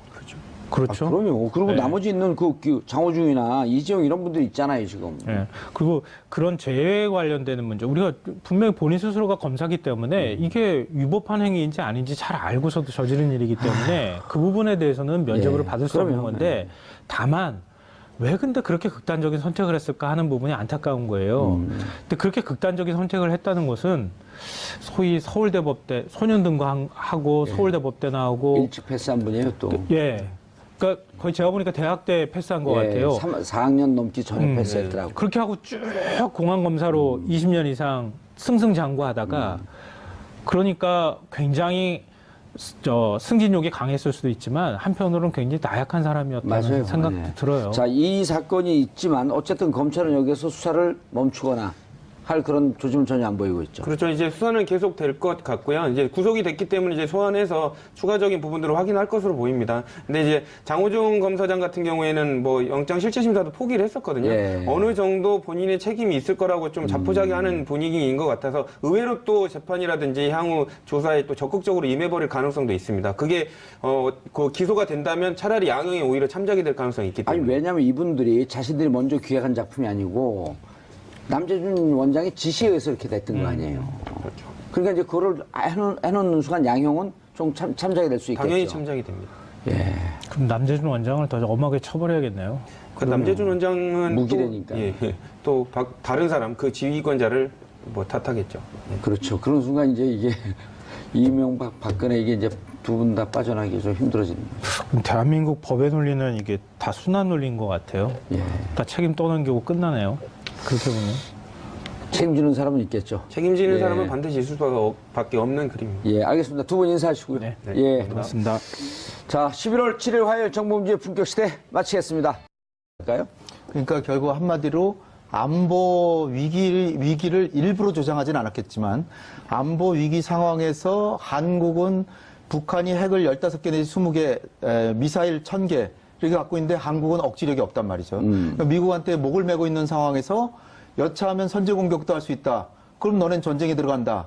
그런 거를 굳이 말로 안 해도 다 깔려 있다는 거죠. 이게 배경으로 딱 깔려 있는데 그런데 지금 전략자산은 상시 배치도 안 해주고 그냥 왔다 갔다 하면서 여차하면은 가겠다. 가면은 우리는 완전히 허허벌판에 핵무기 앞에 벌거숭이가 되잖아요. 예. 그런 상황에서 우리 대통령께서 과연 이거를 우리 대한민국의 경제 국익을 지켜낼 수 있을 것인가? 이게 이제 핵심인데 제가 볼 때는 여기에 맞설 수 있는 카드는 결국은 사고방식을 바꿔야 된다. 지금 우리 정부가 전술핵 재배치, 전술핵 자체를 싫어하거든요. 예. 그러나 우리 정부가 북한이라고 하는 못된 불량 국가가 핵을 개발해서 어느새 15개의 핵무기를 사실상 가져버렸고 미사일 1000개를 가져서 제주도까지 언제라도 가져갈 수 있는 이런 능력을 가져서 예. 한 발 떨어지면 100만 명 이상이 사망하는데 대한민국이 주권국가라면 당연히 핵무기를 개발할 걸 검토해야 됩니다. 근데 우리 안 하고 있잖아요. 안 할 뿐 아니라 미국의 전술핵도 다시 갖다 놓는 것조차도 생각 안 하잖아요. 그러니까 제가 드리고 싶은 말씀은 핵을 개발해야 된다는 게 아니라 세계 13위 국가로서 그야말로 핵 위협을 이렇게 절절히 느끼고 있는데 자주국가고 대책이 없다. 주권국가라면은 핵을 개발해야 마땅한데 국제사회의 평화 염원과 비확산 레이징과 미국의 강력한 요청에 의해서 우리가 핵을 개발하지 않고 있으니 미 전략 자산은 당연히 갖다 놔야 되는 거 아니냐. 그 전략 자산이 여러 종류가 있지만 거기엔 전술핵무기 조건부로 갖다 놓을 수도 있고 그 다음에 지금 많이 나오는 미 전략 자산의 순환 배치. 그러나 순환 배치라는 건 왔다 가고 하잖아요. 그거 없을 때는 뭐냐고요. 그러니까 상시 배치를 해줘야 된다는 거죠. 상시 순환 배치든 어느 순간이고 하나의 전략 무기는 한반도에 있어야 된다. 그것만 보장이 되면은 우리 대한민국은 그야말로 핵이 없어도 북한이 핵을 가져야 15개인데 전략 무기 갖다 놓으면 30개 갖다 놓으면 북한을 능가하니까 안심하고 살 수 있잖아요. 그리고 적극적으로 협상해서 북핵 문제 해결하자. 이렇게 대통령께서 자신감을 가지고 트럼프를 설득해야 되는데 핵 자체를 꺼려 하시는 것 같아서 제가 그게 우려가 되는 거예요. 그러나 우리 국민의 생명과 국민의 안전보다 더 중요한 게 세상에 어디 있습니까? 그래서 따라서 대한민국의 국가 수반으로서 핵 문제에 대해서 보다 진지하게 긍정적으로도 생각을 해보고 핵을 갖다 놔서 이제 한반도 비핵화가 깨졌다고 생각할 게 아니라 핵무기를 갖다 놓고 북한이 협상에 진지하게 나와서 상호 간에 전술핵이나 철수시키고 전략자산 철수시키고 북한도 핵 폐기시키면 된다. 그리고 적절한 체제 보장해주면 포기할 것이다. 그러니까 거죠. 우리가 핵 우산이라고 하는 것에 대해서 그렇게 너무 터부시할 필요가 없다는 거죠. 비상시적인 핵 우산 말고 네. 전략자산을 보다 분명한 네. 북한과의 전략적 대칭 상황을 만들어줘라. 네. 우리가 이렇게 동맹관계를 대치돼서 한다면 균형이 되면 예. 북한은 지금까지 자기 국력을 어마어마하게 소비해가지고 개발했지만 아무것도 아니네. 중국 핵무기 200개, 러시아 5,000개, 미국 5,000개, 일본도 만들고자 하면 3개월 내에 500개. 한국도 전술핵이 있네? 그럼 뭐 어디다 쓸 거예요? 그 북한의 핵.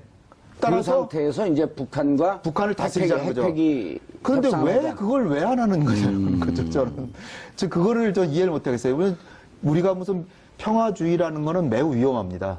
능력을 가지고 평화를 존중하고 평화를 지향하는 건 좋지만 평화주의로 비무장하고 내가 비무장하면 저들도 평화롭게 지내겠지 하는 건 매우 위험하다는 거죠.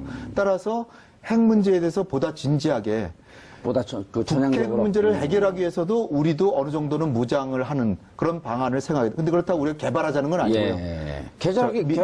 개발하자고 하는 순간 한미동맹이 깨지는 거니까요. 깨질 수 있으니까. 그러니까 그렇지만은 트럼프가 저렇게 휘두르대는데 우리도 카드가 있다는 거죠. 그 예. 카드가 있는데 전혀 활용을 안 하니까 너는 그냥 슬그머니 비치기만 해도 우리한테 이렇게 무기 팔아먹으려면 네. 전략 핵 부분에 대해서 한반도 핵 방어에 대해서 보다 분명한 대안을 줘라. 확실하게 보장해 놓고 그렇다면은 미 전략 자산 상시 배치해주면 그 전략 자산을 운영하고 수리하고 하는 돈은 우리가 내겠다. 그럼 방위비 분담금도 더 늘어나잖아요. 그럼 미국도 트럼프도 국민들한테 할 얘기도 있고 북한으로부터 한국을 확실히 지켜주니까 또 할 얘기가 있고. 근데 핵을 갖다 놓기 싫어하는 것 같은데. 싫어하죠. 싫어하니까 그게 우리의 카드가 될 수 있다. 절대 갖다 놓고 싶어 하냐. 싫어하니까. 근데 우리가 지뢰 그거는 그건 싫어. 그러면 카드가 전혀 안 되잖아요. 설득력 있는데 약간 그 한반도 그 비핵화 평화 정책 피는 분들한테는 조금 좀 반감이 있겠는데. 근데 이제 협상의 딜로 봤을 때는 우리 홍 박사님의 전략도 굉장히 좋다고 의미 있을 것 같아요. 아니, 예. 어쨌든 트럼프가 싫어할 것 같으니까 예. 싫어하는 카드를 던져야지 저쪽에서 곤혹스러워지는 거거든요. 그렇습니다. 그것도 있고 핵무기 이제 내놔라. 안보 통상이라는 게 하나 내주고 하나 잡는 거거든요. 예. 그러니까 일본이 뭐 비굴하다 자존심 죽였다 했는데 이번에 다 챙겼잖아요. 무기 왕창 사주니까 예. 뭐 미국 입장에서는 좋아라 하는데 무역은 건드리지 마라 이렇게 한 것처럼 우리도 이제 조금 있다가 한미 정상회담 열릴 텐데 무기를 뭐 어떻게든 무기 또 팔아먹겠다 예, 또 그러겠죠. 팔아먹고 우리가 사주겠죠. 근데 그때 뭐 어떤 무기를 우리가 어떤 방식으로 돈을 줄 테니까 하겠다 막 이런 것들 하게 되면서 대신에 통상 쪽은 우리가 거의 무기 이렇게 사주는데 연간 못할 때로 5조 달러, 많을 때는 8조 달러씩 사주니까 예. 통상 부분 한미 FTA는 좀 달라라든가. 8조 달러는 아니고 8조. 예, 8조죠. 예. 8조, 5조 8조니까 이거 두 개를 8천조죠. 예, 5조 8조, 그러니까 80억 달러니까요. 예. 예.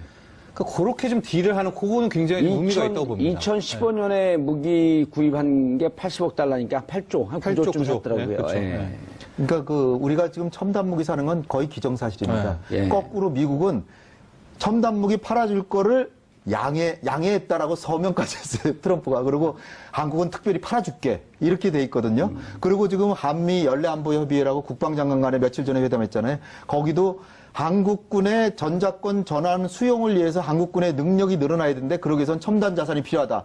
거기에 미국은 적극 협력한다. 그런 규정이 있어요. 돌발 질문이요. 예. 왜 무기를 꼭 미국에서만 사야 되나요? 그건 이제 한미 동맹이니까 예. 과거에 청와대 의견부 수석하고 하신 분들 다 그렇게 얘기를 하시더라고요. 좀 싸고 성능 좋은 중국 거 사면 안 돼요? 중국 거를 사는 거는 좀 문제가 있을 수도 왜요? 있어요. 왜냐하면은 미국이 너무나 싫어하니까. 아니면 미국하고 친한 이스라엘제, 예. 뭐 독일제, 아니 미국이 프랑스제는 싫으니까 우리 중국 거 사겠다는 미국이 아니 물론 활짝 가능하죠. 놀랄 거 그러니까 아니에요. 미국 거를 뭐 80을 사주고 예. 중국 거 20은 사주겠다. 그 정도면 뭐 양해할 수도 있겠죠. 근데 이제 중요한 거는 또 중국으로부터 첨단 기술도 들여오고 미국 첨단 기술 안 당연하죠. 주잖아요. 아니 하다못해 전투기 F-35도 러시아의 수호이 35하고 경쟁했는데 예. 수호이 30을 주면 기술을 다 주겠다. 그거를 우리가 살 수가 없는 거예요. 사실은 러시아에서는 우리도 보고 뭐라 그러냐면 러시아 사람들 외교부 고위 관리 그런 사람 만나면 뭐라 그러냐면 공짜로 주겠다. 우리가 더 이상 한국의 무기 시장에 들러리지 않겠다. 아. 몇 번이 혹시나 하고 나가는데 될 수가 없다. 그렇게 생각하고 있고요. 지금 아까 거기로 다시 돌아가서 첨단 무기는 사줘야 되는데 그중에서 필요한 무기, 전자권을 다시 가져와야 되기 때문에 감시 자산, 미사일 방어 중에 일부는 필요해요. 이를테면 이지스함의 SM5 이거는 SM3 미사일은 이거는 500km까지 저겨왔습니다. 요격할 수 있는. 이게 사드는 40에서 150km만 할 수 있는데 이지스함에 쏘는 SM3는 500km까지 당연히 이런 걸 사와야죠. 근데 중국한테도 약속하기를 사드 추가 배치 안 한다 그랬잖아요. 예. 사드는 안 하지만 SM3 사온다. 이렇게 하면 미국이 트럼프가 좋아하겠죠. 그 대신에 이렇게 무기도 사주고 할 테니까 FTA 좀 개정하더라도 좀 서로 호혜적으로 하자. 그렇게 얘기도 하고 미 전략자산은 상시 배치해달라. 상시 배치해달라. 이거를 카드로 쓰고 또 하나 사줄 수 있는 거. 공격적인 카드로 나가자. 예, 또 하나 사줄 수 있는 거는 가스. 지금 셰일 가스가 지금 넘쳐나거든요. 넘쳐나죠. 가스를 사오면서 우리의 에너지 수입원도 좀 다변화하면서 미국한테 트럼프한테 할 얘기를 주고 그 대신에 FTA 그런 건 좀 적절하게 하자. 이런 식으로 트럼프한테도 완전히 박탈감을 주면은 어떻게 나올지 몰라요. 그러니까 당신도 미국 가서 할 얘기는 내가 해주겠다. 가스도 사주고 SM3 같은 건 사는다. 그리고 핵잠수함 우리 좀 확인 좀 해달라. 이렇게 해서 교환하는데 진짜로 우리한테 꼭 필요한 거를 얻으면서 자주적으로 가면서 하면은 되는데 트럼프 보고 너무 겁내시고 그러면은 이게 회담이 안 되죠. 그러면 끌려갑니다. 아베도 저렇게 그냥 가진 걸 다 간까지 다 해줬는데도 빼주고 결국은 뒤통수까지 맞았죠. 예. 예. 아베 뒤통수는 좀 단단해 보이더라고요. 예? 또 이겨내더라고요. 거기는 그러고 지금 너무나 절실하게 보통 국가로 가서 군사 무장을 하고 싶어 하는 거니까 뭐라고 경제적으로 문제 제기를 하더라도 그거 다 내줘도 우린 절멸인데 그렇죠. 북한만 절멸이 아니라 한반도 자체가 그렇죠. 향후 한 30년에서 100년 동안 사람이 살 수 없는 땅. 핵전쟁이니까. 그러니까요. 예. 김정은이에게도 그런 이성이 있다고 저는 봅니다. 예. 예, 김정은이 이번에 새로운 직책을 하나 얻었잖아요. 네. 아베 선거대책위원장. 아, 그렇죠. 예. 예? 지금 북한이 미사일 쏠 때마다 저 아베 인기가 올라가가지고 사실 일본에서 20% 이하의 지지도가 되면 자연히 총리가 이제 그만두는 상황이었다고 하는데 예, 역대 20% 총리. 밑으로 갔다가 40%까지 그냥 지금 50%는 넘었어요. 급진전으로 그 김정은이 갖다 도와준 거죠. 313석, 공명당까지 하고 연합해갖고 313석. 310석이 개헌석이거든요. 예. 걱정돼 죽겠어요. 김정은이 이런 걸 알아야 돼. 그렇죠. 예? 근데 미사일 장난은 김정은이 그걸 겁내지 않을 거예요. 왜냐하면 일본이 우경화하고 무정화하면 그걸 빌미로 자기도 떠들어댈 수 있으니까. 알겠습니다. 그런데 네. 정철진 평론가님, 사실은 안보를 빙자한 세일즈 외교하는 거 아니에요? 무기 팔아먹으려고. 저는 약간 좀 긴장을 좀 하고 있는데 예. 오늘 이제 어쨌든 주자가 안보와 통상일 텐데 일본에 갔다 왔을 때를 좀 먼저 봐야 될 것 같아요. 예. 그러니까 일본 아베 총리가 굉장히 막 극진하게 대접을 하고 막 이렇게 입에 혀같이 굴다가 뒷방 맞았죠. 일단 첫 번째 카드 먼저 던졌어요. 예. 그러니까 일본이 TPP, 그러니까 환태평양 경제동맹과 협정을 우리 다시 한번 해보자라는 제시를 싹 한번 했습니다. 경제적으로요. 왜냐하면 이 TPP에 들어가게 되면 일본은 자동적으로 한 13국가랑 동시에 FTA를 자동 그렇죠. 빵이라고 예. 체결하게 되는 거거든요. 환태평양 경제공동체. 경제 동반자 협정을. 경제 동반자 이거를 이제 협정. 미국 트럼프가 깬 거예요. 그쪽 박을 다 된 거를. 밀었는데 트럼프가 그걸 걷어찼죠. 하고 우리는 미일 FTA를 하자라고 이제 얘기를 했는데 그때 나오니까 일본이 확 돌아섰어요. 그래서 조금 전에 속보를 좀 보니까 예. 미일 FTA는 말도 안 되는 이야기다. 하고 일본이 지금 대미 무역 흑자를 많이 내고 있지만 우리보다도 중국은 규모상 훨씬 더 크고 추세적으로 한국이 올라오고 미일 있는데 FTA 하자는 누가 제안한 거예요? 미국 트럼프가 한 거죠. 왜냐하면 트럼프 입장에서는 그 판에서 다 들어가가지고 이렇게 다자간 협정을 하는 것보다 일본 하나 딱 앉혀놓고 둘이 하는 게 되게 좋으니까 그러면서 더 유리한 조건으로 협정을 할 수가 맺고. 있으니까. 근데 지금 미일 FTA 트럼프의 제안을 일본이 그렇게 막 또 하다가 딱 걷어찼단 말이죠. 예. 그럼 이제 보면은 지금 현재까지 트럼프의 성과가 판 게 뭐 무기 판다는 건데 일본 입장에서는 무기 지금 뭐 계속 사주겠다라는 거 아니겠습니까? 예. 이건 일본도 원하기 때문에 무기는 사주죠. 그렇죠. 일본이 이제 이번에 그 선거로 뭐 중요 개헌이든 선거를 뭐든 다 하게 돼- 치렀고 예, 예. 개헌해갖고 구조 1 항 2항을 바꾸게 되면 전쟁 국가, 전쟁에 개입할 수 있는 국가, 그렇죠. 군대를 갖고 있을 수 있는 국가로 가게 되면 무기를 무조건 드려야 되니까. 그렇습니다. 그러니까 무기를 사줄 거니까 아베가 막 그렇게 살랑살랑 된 거예요. 그러면서 취할 건 다 취했는데 경제적으로 트럼프가 일본에서 뭐 하나 못 빼왔거든요. 그래서 제가 예. 왜 긴장된다 하냐면 이렇게 해서 한국으로 넘어왔으니까 그러면 바로 이제 안보를 오른쪽에 쥐고 한미 FTA에서 뭔가 하나를 빼와야 자국, 즉 미국 국민들이라든가 미국 의회에 이거 내가 해왔다. 그러니까 우리한테 완전히 역공을 예. 퍼볼 수도 있지 않을까. 그러니까 며칠 예. 전에 김현종 본부장이 그 얘기했잖아요. FTA에 대해서 저쪽에서 아주 불리한 조건을 제시하면 파기할 수 있다라고 하는 옵션까지를 나에게 줘라. 그렇습니다. 저도 그 기사 봤어요. 그게 예. 이제 저는 제 며칠 친정에 전에 있었던 매일경제 단독 보도였었는데. 며칠 전에 만났어요, 저는. 아 그래요? 예. 네. 첫 번째가 우리 인원수가 너무 적다 늘려달라. 두 세 배로. 번째가 예. 네, 하고 내가 경우에 따라서 예. FTA 위주로 완전 폐기를 할 전권을 달라는 얘기를 했다라고 했고 지금 뭐 긍정적이 된 건지 안 된 건지 그 결과는 실은 모르겠습니다만 아니, 그렇게 보도가 나올 정도면 그리고 그렇게 주는 게 맞아요. 왜냐하면 김현종 본부장도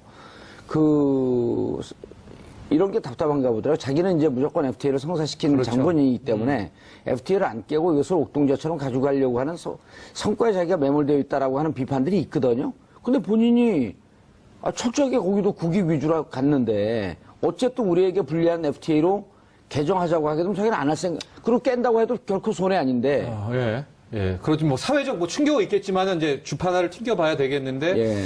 결과적으로 한미 FTA 폐기 뭐 김현종 본부장의 뭐 예. 전권과는 좀 이따 얘기를 할 테고 트럼프가 오늘 한미 정상회담에서 정말 끝간데 없는 뭐 말도 안 되는 이런 얘기를 또 던질까봐 예. 그 부분은 약간 좀 걱정이 되는 건 사실이에요.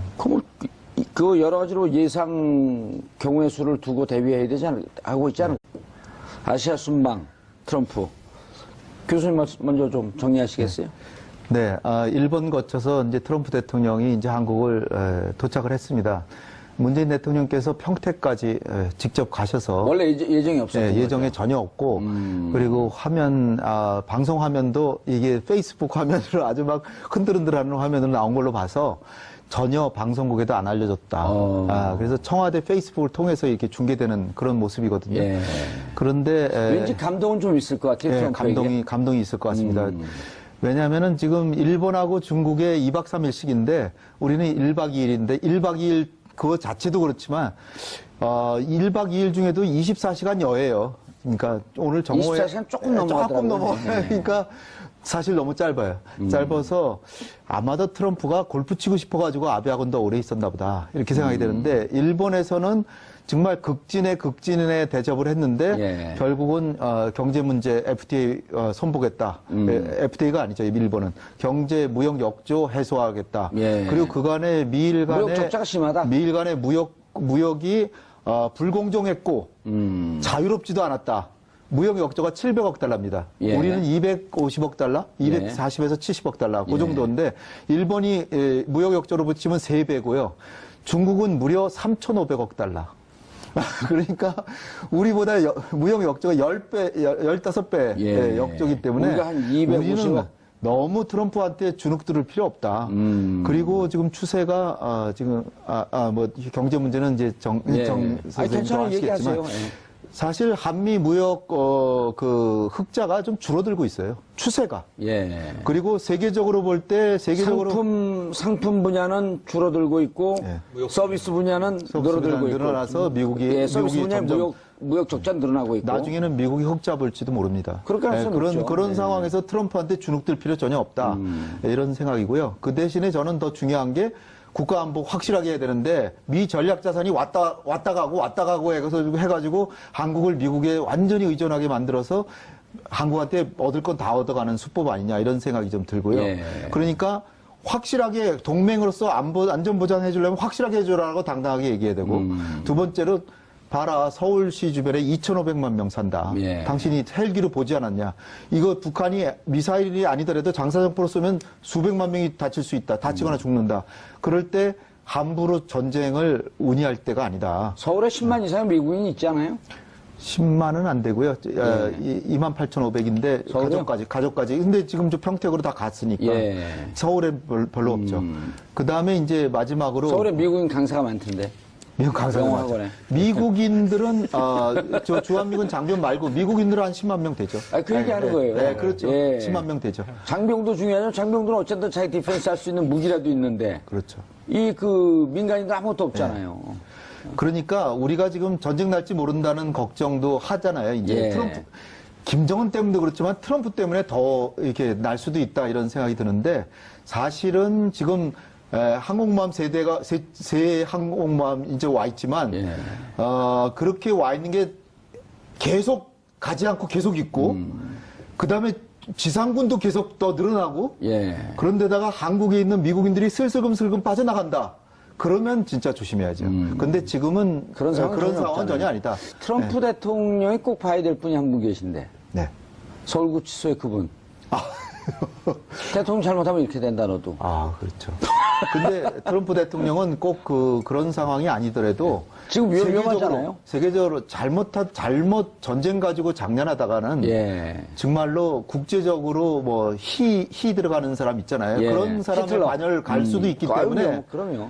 진짜로 자기의 명예를 존중한다면 트럼프에게도 명예가 있다면 조심해야 된다. 함부로 이제 전쟁놀이 말로 그렇죠. 예. 말폭탄은 전쟁놀이 하지 말고. 말로도 하는 것은 별로 안 좋다. 왜냐하면 전쟁이라는 게 꼭 미국이 공격해서만 벌어지는 게 아니라 미국이 공격할지 모른다라고 과잉으로 우려한 김정은이가 선제 공격으로 전쟁을 일으킬 수도 있기 때문에 그렇다고 해서 미국의 책임이 없는 것이냐. 예. 그런 차원도 한번 생각해 보시길. 근데 교수님 어떤 상황에서도 네. 김정은이 그럴 우려 상황에서 선제 공격은 절대 안 하는 거 안 아시잖아요. 하리라고 생각은 하는데 예, 네. 절대 안 하잖아요. 글쎄, 예. 하면 자기가 죽는 걸 알기 그럼요. 때문에. 이제 전쟁 나면 북한은 무장하겠다, 군대 갖겠다. 이게 절실한데 우리 입장에서는 교수님 얘기가 꽤 설득력이 있는데 예. 분명히 안 들을 거란 말이에요, 저거를. 그렇죠. 하고 제가 또 하나 또 문재인 대통령과 정부의 변을 좀 하자면 예. 아까 전에 그 한미 FTA 폐기 얘기가 나와서 이제 김현종 본부장 그 기사를 보면 막 댓글에 그래 폐기하자. 예. 폐기해도 우리는 뭐 나쁠 게 없을 거다. 그 동안에 보면은 뭐 우리도 남는 게 많다 이런 것들이 진짜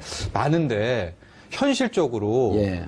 그게 그렇지가 않아요. 왜냐하면 그 미국이라는 나라 또 그 통상의 그 협상이 만만치가 않은 게요. 일단은 방한하기 직전에 미국의 무역위원회라는 IP에서 뭘 했냐면은 드디어 우리 삼성의 반도체를 획그닥 하나를 탁 지금 걸어놨거든요. 이게 무슨 음모론 같은 일인데 그렇죠. 이게 이런 겁니다. 이제 미국의 테슬라라는 뭐 기업 반도체 기업이 예, 하나가 있는데 갑자기 얘가 미국 무역위원회에 소송을 걸어가지고 삼성이 미국이 수입하는 그 반도체가 우리 기술을 특허를 침해했다. 그러니까 삼성 반도체뿐만이 아니라 삼성 반도체가 들어간 것들 다, 뭐 스마트폰, 이런 거 일단 다 판매 금지, 수입 금지, 확산 금지를 걸어놓고 지금 소송을 시작한다가 정확히 이틀 전에 트럼프 날라떠기 이틀 전에 딱 기사가 하나가 월스트리트저널이랑 뉴욕에 딱 나와요. 그러니까 이게 무슨 얘기겠습니까? 우리가 이제 김현정 본부장이 한미 FTA 폐기를 놓고 뭐 옵션을 걸고 그 미국 입장에서 이렇게 보고 있다가 점점 압박하죠. 점점 압박해. 그 다음에 뭐 자동차 철강 이거보다요 반도체를 건드리면은 우리 무너집니다. 그러니까 너네 그거 아킬레스건이지 한 발. 지금 대미 수출의 한 80%가 반도체 수출 그렇습니다. 아니에요? 지금 흑자 내는 거 거의 다 반도체가 이끌고 있거든요. 예. 그래서 우리가 당당하게 협상에 임하겠다, 뭐 폐기를 전제로 해서 싸우겠다라고 이제 저도 그렇게는 이제 공론화적으로 말을 하지만 막상 둘이 앉으면 아니 근데 역으로 반도체 우리 반도체 수입 안 하면 미국 그 기술 산업이나 이런 쪽도 위험하잖아요. 그렇죠. 근데 자폭이지만 시간 끌기를 하는 거잖아요. 그 와중에 이번에 저기 도시바 반도체도 있지만 거기에 애플이라든가 미국 자본이 또 들어옵니다. 그러니까 큰 중장기적으로 그림을 그려오고 들어오기 때문에 이게 만만치가 않아요. 게다가 지금은 반도체 호황이지만은 여기서 공급이 조금만 늘면 또 디램 가격 한순간에 무너질 수가 있거든요. 지금 삼성이 후발주자들 들어오지 못하도록 하기 위해서 치킨 게임을 하죠. 치킨 게임 하면서 설비를 대량으로 늘려갖고 반도체 값을 폭락시키려고 그렇습니다. 하는 대책을 세우고 있잖아요. 치킨 게임에 들어가는데 이게 또 변수인 게 중국이 또 치킨 게임에 우리는 팔다리 다 끊어도 좋다. 우리는 반도체에 뛰어든다라고 이렇게 하게 되기 때문에 응할 수 없을 것 같다 그렇던데요. 글쎄요. 저는 실제로 요번에 그 뭐 테슬라가 걸기에 그게 큰 틀에서의 그 바둑돌 하나를 놨다. 한미 FTA라든가 뭐로 자꾸만 그런 식으로 우리를 건드리면 너네가 가장 경계하는 반도체에 어떤 식으로 우리가 태클을 걸겠다라는 거를 저는 이제 던졌다라고 보고 있습니다. 삼성인가 그 삼성도 생산 라인을 늘려갖고 20% 정도로 대량 그 증설하겠다 그러고 SK 하이닉스도 그렇고 그래서 그 반도체는 가격 하락 전쟁에 들어갔다 이라고 그렇죠. 하는 게 지금 일반적인 그 그런 와중에 이렇게 생각할 수 있죠. 그런 와중에 예. 미국이 반도체에다가 뭐 관세를 매긴다든가 삼성만 유독 골라서 삼성 반도체뿐만이 아니라 반도체는 워낙 애당초 그 FTA와 무관하게 워낙 관세가 없었잖아요. 그렇죠. 원래 무관세였는데 다시 시작한다거나 또 삼성의 반도체가 들어간 제품들을 다 수입이라든가 이런 걸 금지할 경우에는 그럴 수 있을까요? 이게 다 좀 있을까요지만은요. 다 연동이 되어 있는데. 그러니까 그렇게 우리가 안심을 하고 그럼 그건 절대 못 건드릴 거야. 한미 FTA 폐기다.